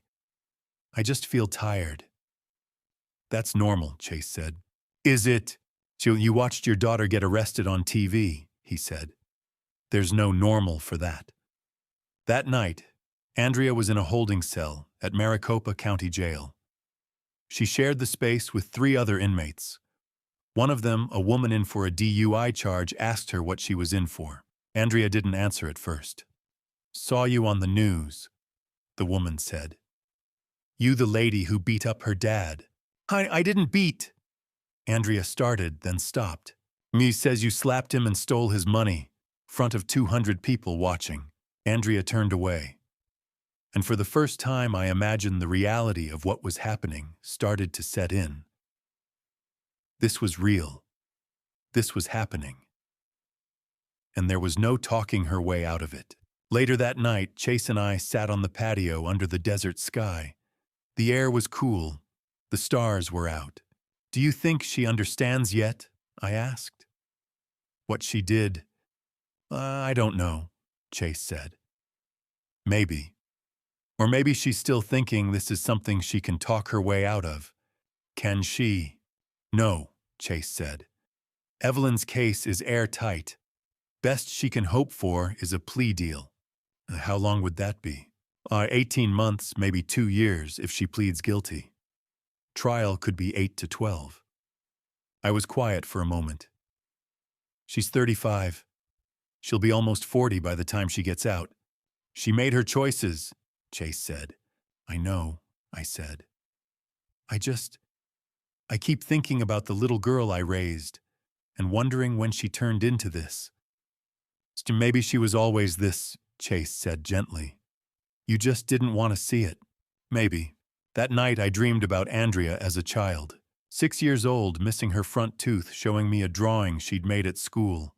A stick figure family with "I love you, Daddy" written in crayon at the bottom. And I woke up at 3 in the morning wondering, when did that little girl disappear? When did the daughter I loved become someone I didn't know? And would I ever stop grieving for the child she used to be? I thought seeing Andrea arrested would give me closure. But watching her unravel over the next 4 weeks, losing everything she'd built on lies, taught me that justice isn't a moment. It's a process. I woke the morning after the arrest in Chase's penthouse sunlight, streaming through floor-to-ceiling windows that overlooked Scottsdale. My phone screen showed 47 missed calls from unknown numbers reporters, I guessed. On the kitchen counter, Chase had left the morning paper folded open. The headline read, "Marketing VP Arrested in Elder Abuse Case." Andrea's mugshot stared up at me. Orange jail uniform, hollow eyes. I folded the paper closed. Chase appeared with coffee and asked if I wanted to talk to the press. I said no. Evelyn would handle it. Week 1 moved like a slow-motion avalanche. Friday, October 11th, Andrea stood before Judge Rebecca Torres at her arraignment in Maricopa County Superior Court. 11 felony counts, 4 charges of elder abuse, 5 of theft and fraud, 1 conspiracy. 1 witness tampering added after jail officials intercepted a recorded call where Andrea had tried to reach my brother Hank, asking him to recant his statement. Bail remained $500,000. Andrea stayed at 4th Avenue Jail. Monday, October 14th, Chase's attorney filed the dissolution of marriage petition. The language was clinical fraud, irreconcilable differences, request for separate property division, no spousal support. Chase told me over breakfast that he'd removed his wedding ring the night of the restaurant confrontation. "It was already over," he said. "The paperwork just makes it official." Wednesday, October 16th. Andrea's employer placed her on unpaid administrative leave. By Thursday, the local news ran a 10-minute segment titled, "Daughter Accused of Defrauding Elderly Father." I declined interview requests. Chase issued a brief statement through Evelyn. Lance Griffin is recovering and grateful for the justice system. I watched the broadcast from the penthouse couch. I expected to feel vindication, maybe even satisfaction. Instead, I felt a tired kind of relief. I didn't want revenge, I told Chase. I just wanted her to stop. She has, Chase said. Week 2 brought the professional collapse. Monday, October 17th. Andrea's employer completed an internal audit. They'd discovered $48,000 in fraudulent expense claims. The company terminated her employment for cause and referred the case to the Maricopa County attorney for additional charges. Tuesday, October 18th. The Arizona State Board of Behavioral Health Examiners suspended Dr. Patricia Morales' medical license. An FBI probe had uncovered a broader Medicaid fraud scheme. Morales had billed for mental health assessments she'd never actually conducted. Dozens of other victims. Files going back 3 years. Thursday, October 20th. The social distancing began. One of Andrea's closest friends posted a cryptic message online. Sometimes the people you think you know, you don't. By week's end, 197 of the party guests had unfriended Andrea. 12 had agreed to provide formal witness statements to the prosecution. Saturday, October 22nd. A real estate appraiser visited the Paradise Valley house, 6,000 square feet, Spanish colonial architecture appraised at $1.8 million. Chase's attorney filed a motion to freeze all marital assets pending the divorce settlement. That same Saturday, Margaret Campbell knocked on the penthouse door carrying a casserole dish of homemade lasagna. She'd been my neighbor for 20 years. She'd watched Andrea grow up, and now she stood in Chase's kitchen and told me, "You're not alone, Lance." It was the first time in years I actually believed that. Week 3 tightened the legal vice. Monday, October 24th. The prosecutor's office added 2 more theft counts and 1 count of witness tampering for the jail call to Hank. Andrea's total charges now numbered 14. Wednesday, October 26th. Evelyn called with an update. The preliminary hearing was scheduled for November 18th. If she doesn't take a plea, Evelyn explained, this goes to trial in February 2025. Friday, October 28th. Andrea's public defender advised her to accept a deal. Plead guilty to 5 counts, 3 elder abuse, 2 theft. Recommended sentence 18 to 36 months. Restitution $113,400 covering the stolen money plus my legal fees. 5 years probation after release. Andrea hadn't decided yet. Saturday, October 29th. Chase moved the last of his belongings out of the Paradise Valley house. I went with him to help. The place felt hollow, echoing. In a storage closet, Chase found a framed photograph of my late wife, Andrea's mother. It had been packed away, forgotten. I took it with me. It was the first time I'd looked at her picture in months. That night, back at the penthouse, I stared at the photograph and felt an unexpected wave of grief. Not for Andrea, but for the daughter she could have been. I mourned the relationship we never had. Week 4 brought the silence before the storm. Tuesday, November 5th. Andrea formally accepted the plea deal. Her allocution, the part where she would have to confess in open court, was scheduled for November 15th. Thursday, October 31st. Dr. Patricia Morales' medical license was permanently revoked. She faced a separate criminal trial for Medicaid fraud. The federal prosecutor estimated 5 to 10 years in prison. Saturday, November 2nd.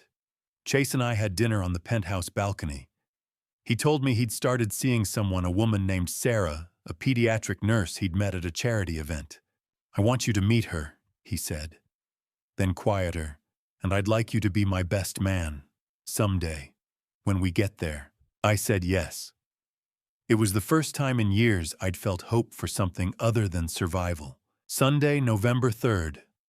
I wrote in my journal a new habit from the therapy sessions Chase had quietly arranged for me. The entry read, "4 weeks ago, I thought my life was over. Today, I realized it's just beginning." I looked out at the Scottsdale city lights and thought about Paula, my late wife's best friend, who Chase said had been asking about me. I thought about the volunteer work Evelyn had mentioned, an elder abuse hotline that needed people who'd been through it. And I felt something I hadn't felt in months, calm. Not happiness yet, but the absence of fear. On November 3rd, exactly 4 weeks after Andrea's arrest, I wrote in my journal, "I think I'm ready to forgive. Not her, not yet, maybe not ever. But myself. For staying silent so long, for believing her lies, for thinking I deserved it." The next morning, Chase knocked on my door with 2 cups of coffee and a crazy idea. "One, Dad," he said, "how would you feel about volunteering at the Elder Abuse Hotline? They need people who've been through it." I looked at him, this man who wasn't my blood, but had become my family, and I realized my story wasn't over. It was just beginning. While Andrea's life was falling apart in a jail cell, mine was being rebuilt one small, ordinary moment at a time. And I learned that healing isn't dramatic.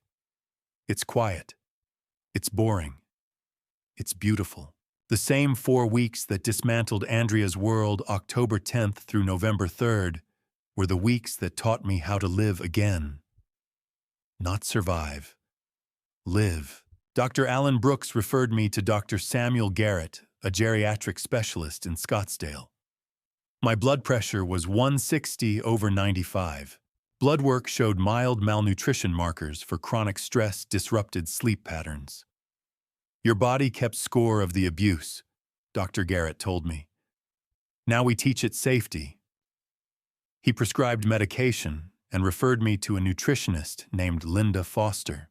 Chase helped me move into the penthouse guest suite, a space with a view of the McDowell Mountains, a bed with clean sheets, a closet that was mine and mine alone. It was the first time in years I'd had a room that felt like my own. Evelyn Cross and a financial planner named Nathan Cross walked me through my finances. The conservatorship had never been filed.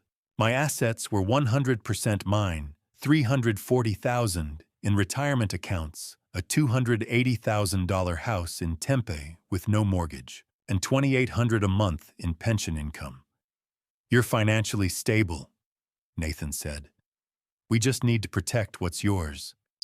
Nathan proposed renting out the Tempe house for $2,200 a month, keeping my retirement accounts intact. opening a new checking account with Chase as a temporary cosigner to prevent fraud. I had my first therapy session with Dr. Rebecca Stone, a trauma-informed therapist who specialized in elder abuse. 50 minutes. I described 18 months of manipulation, gaslighting, theft, and public humiliation. I broke down twice. Dr. Stone handed me tissues and said, "You survived. Now we help you thrive." Margaret Campbell visited with homemade lasagna. We sat on the penthouse couch, ate together, and watched Jeopardy! I laughed at a contestant who missed an obvious answer the first time I'd laughed in months. I walked around Chase's neighborhood. 20 minutes. The desert sunset painted the sky orange and pink. I thought, I'm still here. I'm still alive. Routine became my anchor.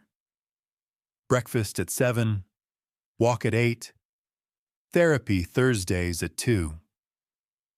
It sounds boring, but boring felt like peace. Chase invited me to lunch with his girlfriend Sarah Brennan, a 34-year-old pediatric nurse. She asked about my aerospace engineering career the first time in years someone had asked about my work instead of my problems.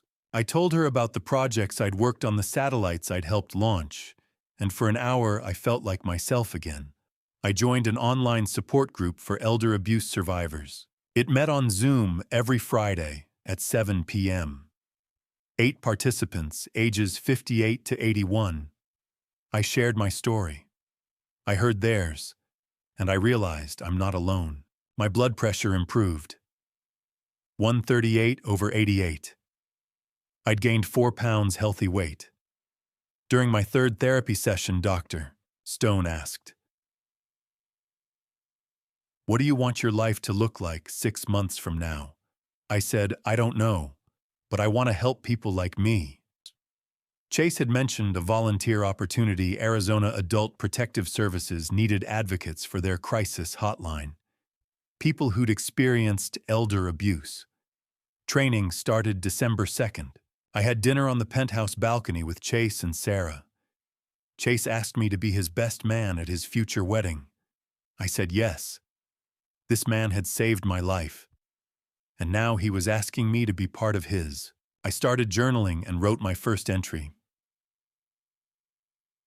4 weeks ago, I thought my life was over. Today, I realized it's just beginning. I looked out at the Scottsdale city lights that night and felt something I hadn't felt in years: hope. Not happiness, not yet, but the belief that happiness was possible. On November 3rd, I looked at the volunteer application on my laptop screen. Arizona Adult Protective Services Crisis Hotline Advocate. I thought about the 18 months I'd spent silent, isolated, ashamed. Then I thought about the 8 people in my support group. About Margaret, who'd spoken up when no one else did.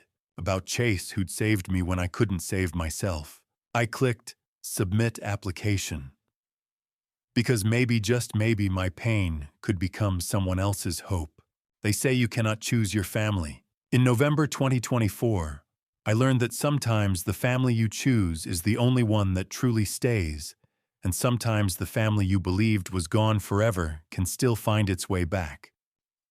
3 weeks after submitting my volunteer application to Arizona Adult Protective Services, my world slowly began filling with people again. I had started a 4-week training program, my blood pressure was stable, and I was seeing Dr. Stone twice a week. Andrea's sentencing was set for December 20th, a date I tried not to dwell on. November became less about waiting for that day, and more about rebuilding what I thought had been lost. On Sunday, November 10th, my phone rang with a Tucson number I did not recognize. I almost ignored it. The voice on the other end was older, rougher, but unmistakable. It was Hank, my brother. We had not spoken in 12 years. He told me he owed me an apology for believing Andrea and for failing to call when she tried to manipulate him. I felt my chest tighten as I asked if he wanted to visit. 2 days later, he drove 120 miles to Scottsdale. We met in Chase's lobby and exchanged an awkward hug, unsure how to bridge more than a decade of silence. Hank brought an old photo album from our Air Force childhood 8 moves before I turned 18. We flipped through pictures of Dad in uniform, Mom outside identical base housing, and 2 gap-toothed boys holding fish beside some forgotten lake. He admitted he should have called when Dad died. I confessed I should have reached out when Mom passed. Pride had cost us years. When we found a photo of the 4 of us beside a Christmas tree in Germany, Hank said we were a family once. I told him we still were. The following Sunday, I taught him chess, our father's favorite game. We agreed to monthly visits, and as he hugged me goodbye, I realized I had been mourning someone who was never truly gone, only lost. Reconnection did not stop there. On November 14th, Margaret invited me to Thanksgiving dinner. I had not celebrated since my wife died in 2016, 8 years of empty holidays. She insisted I would not spend it alone. 2 days later, I visited her home in Tempe and met her daughter Emily and 4-year-old grandson Lucas, who proudly showed me his toy rocket. I explained how fins stabilize flight, and he listened like I was explaining the universe. The next week, Margaret visited my penthouse with a homemade pumpkin pie. We drank coffee on the balcony as sunrise painted the McDowell Mountains gold. She told me she had cared for her husband through Alzheimer's and understood isolation. When she saw Andrea hit me at that party, she recognized the same abuse her own sister once inflicted on their mother. She refused to stay silent again. I told her she had saved me.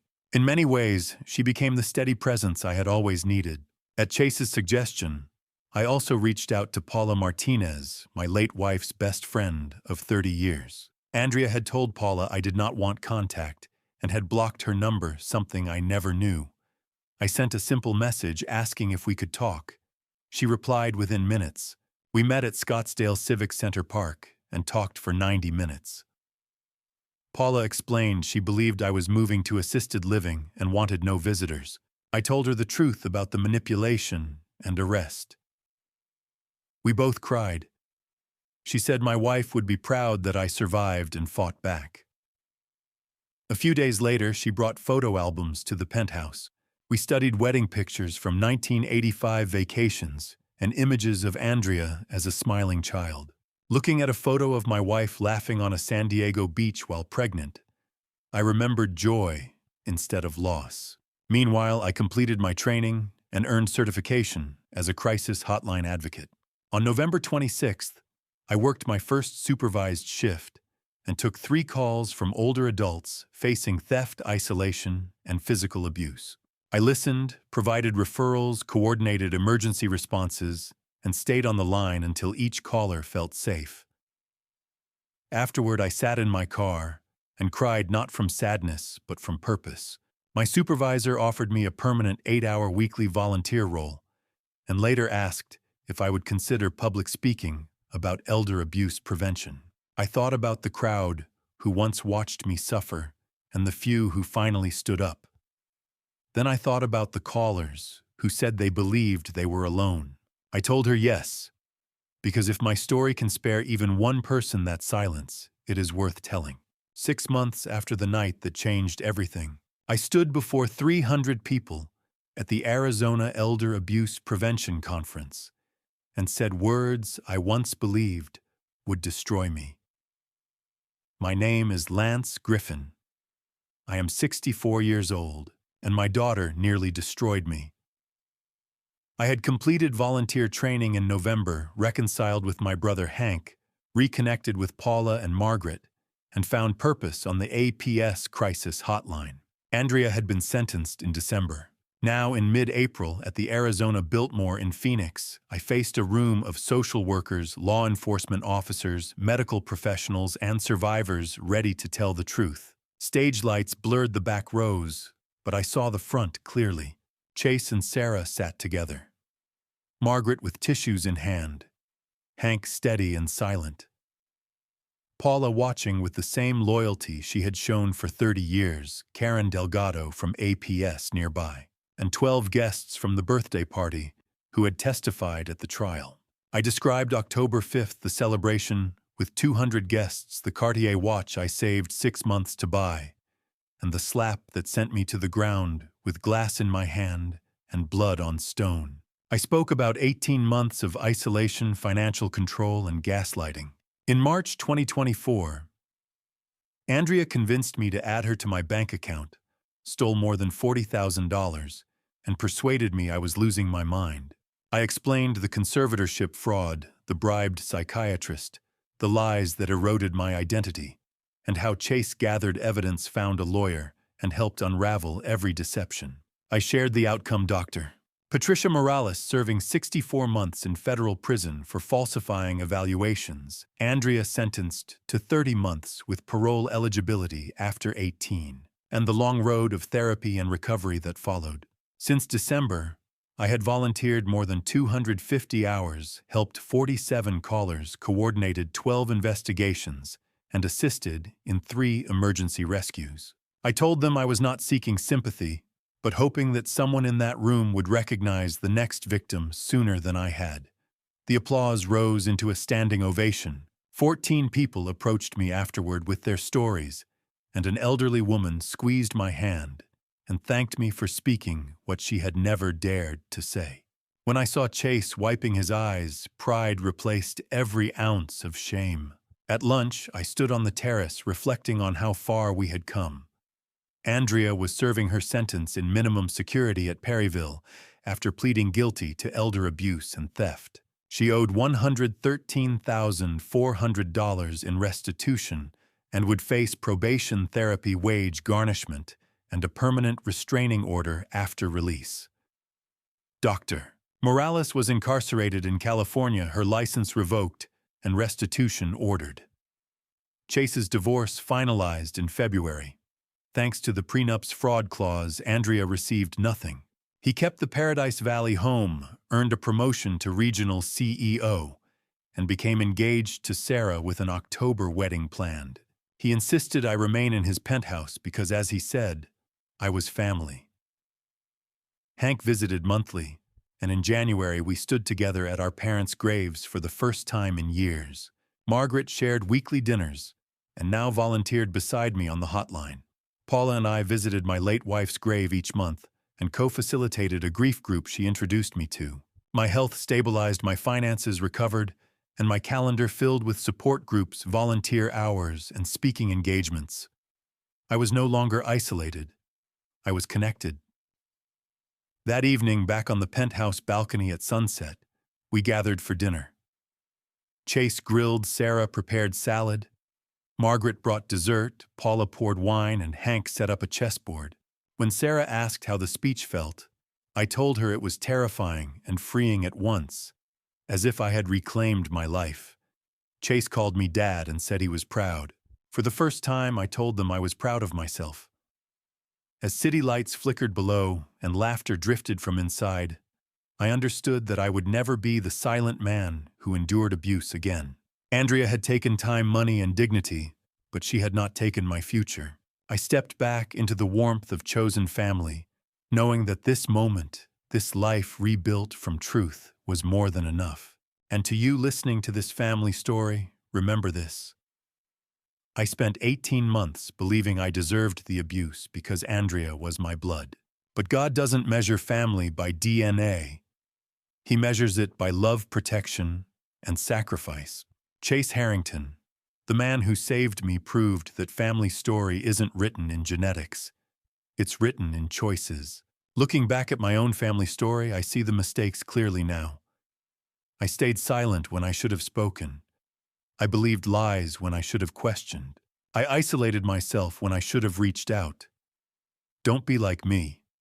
Don't wait until you're bleeding on a patio floor to ask for help. The warning signs were there, the gaslighting, the financial control, the isolation. I ignored them all. If you're living through something similar, understand this.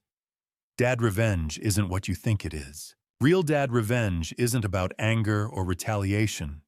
It's about survival, about reclaiming your dignity, about protecting the next victim.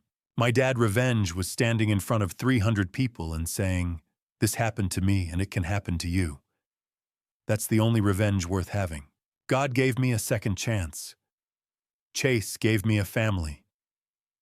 And I'm giving you this warning: abuse doesn't announce itself. It creeps in slowly, wrapped in love and manipulation. Trust your instincts.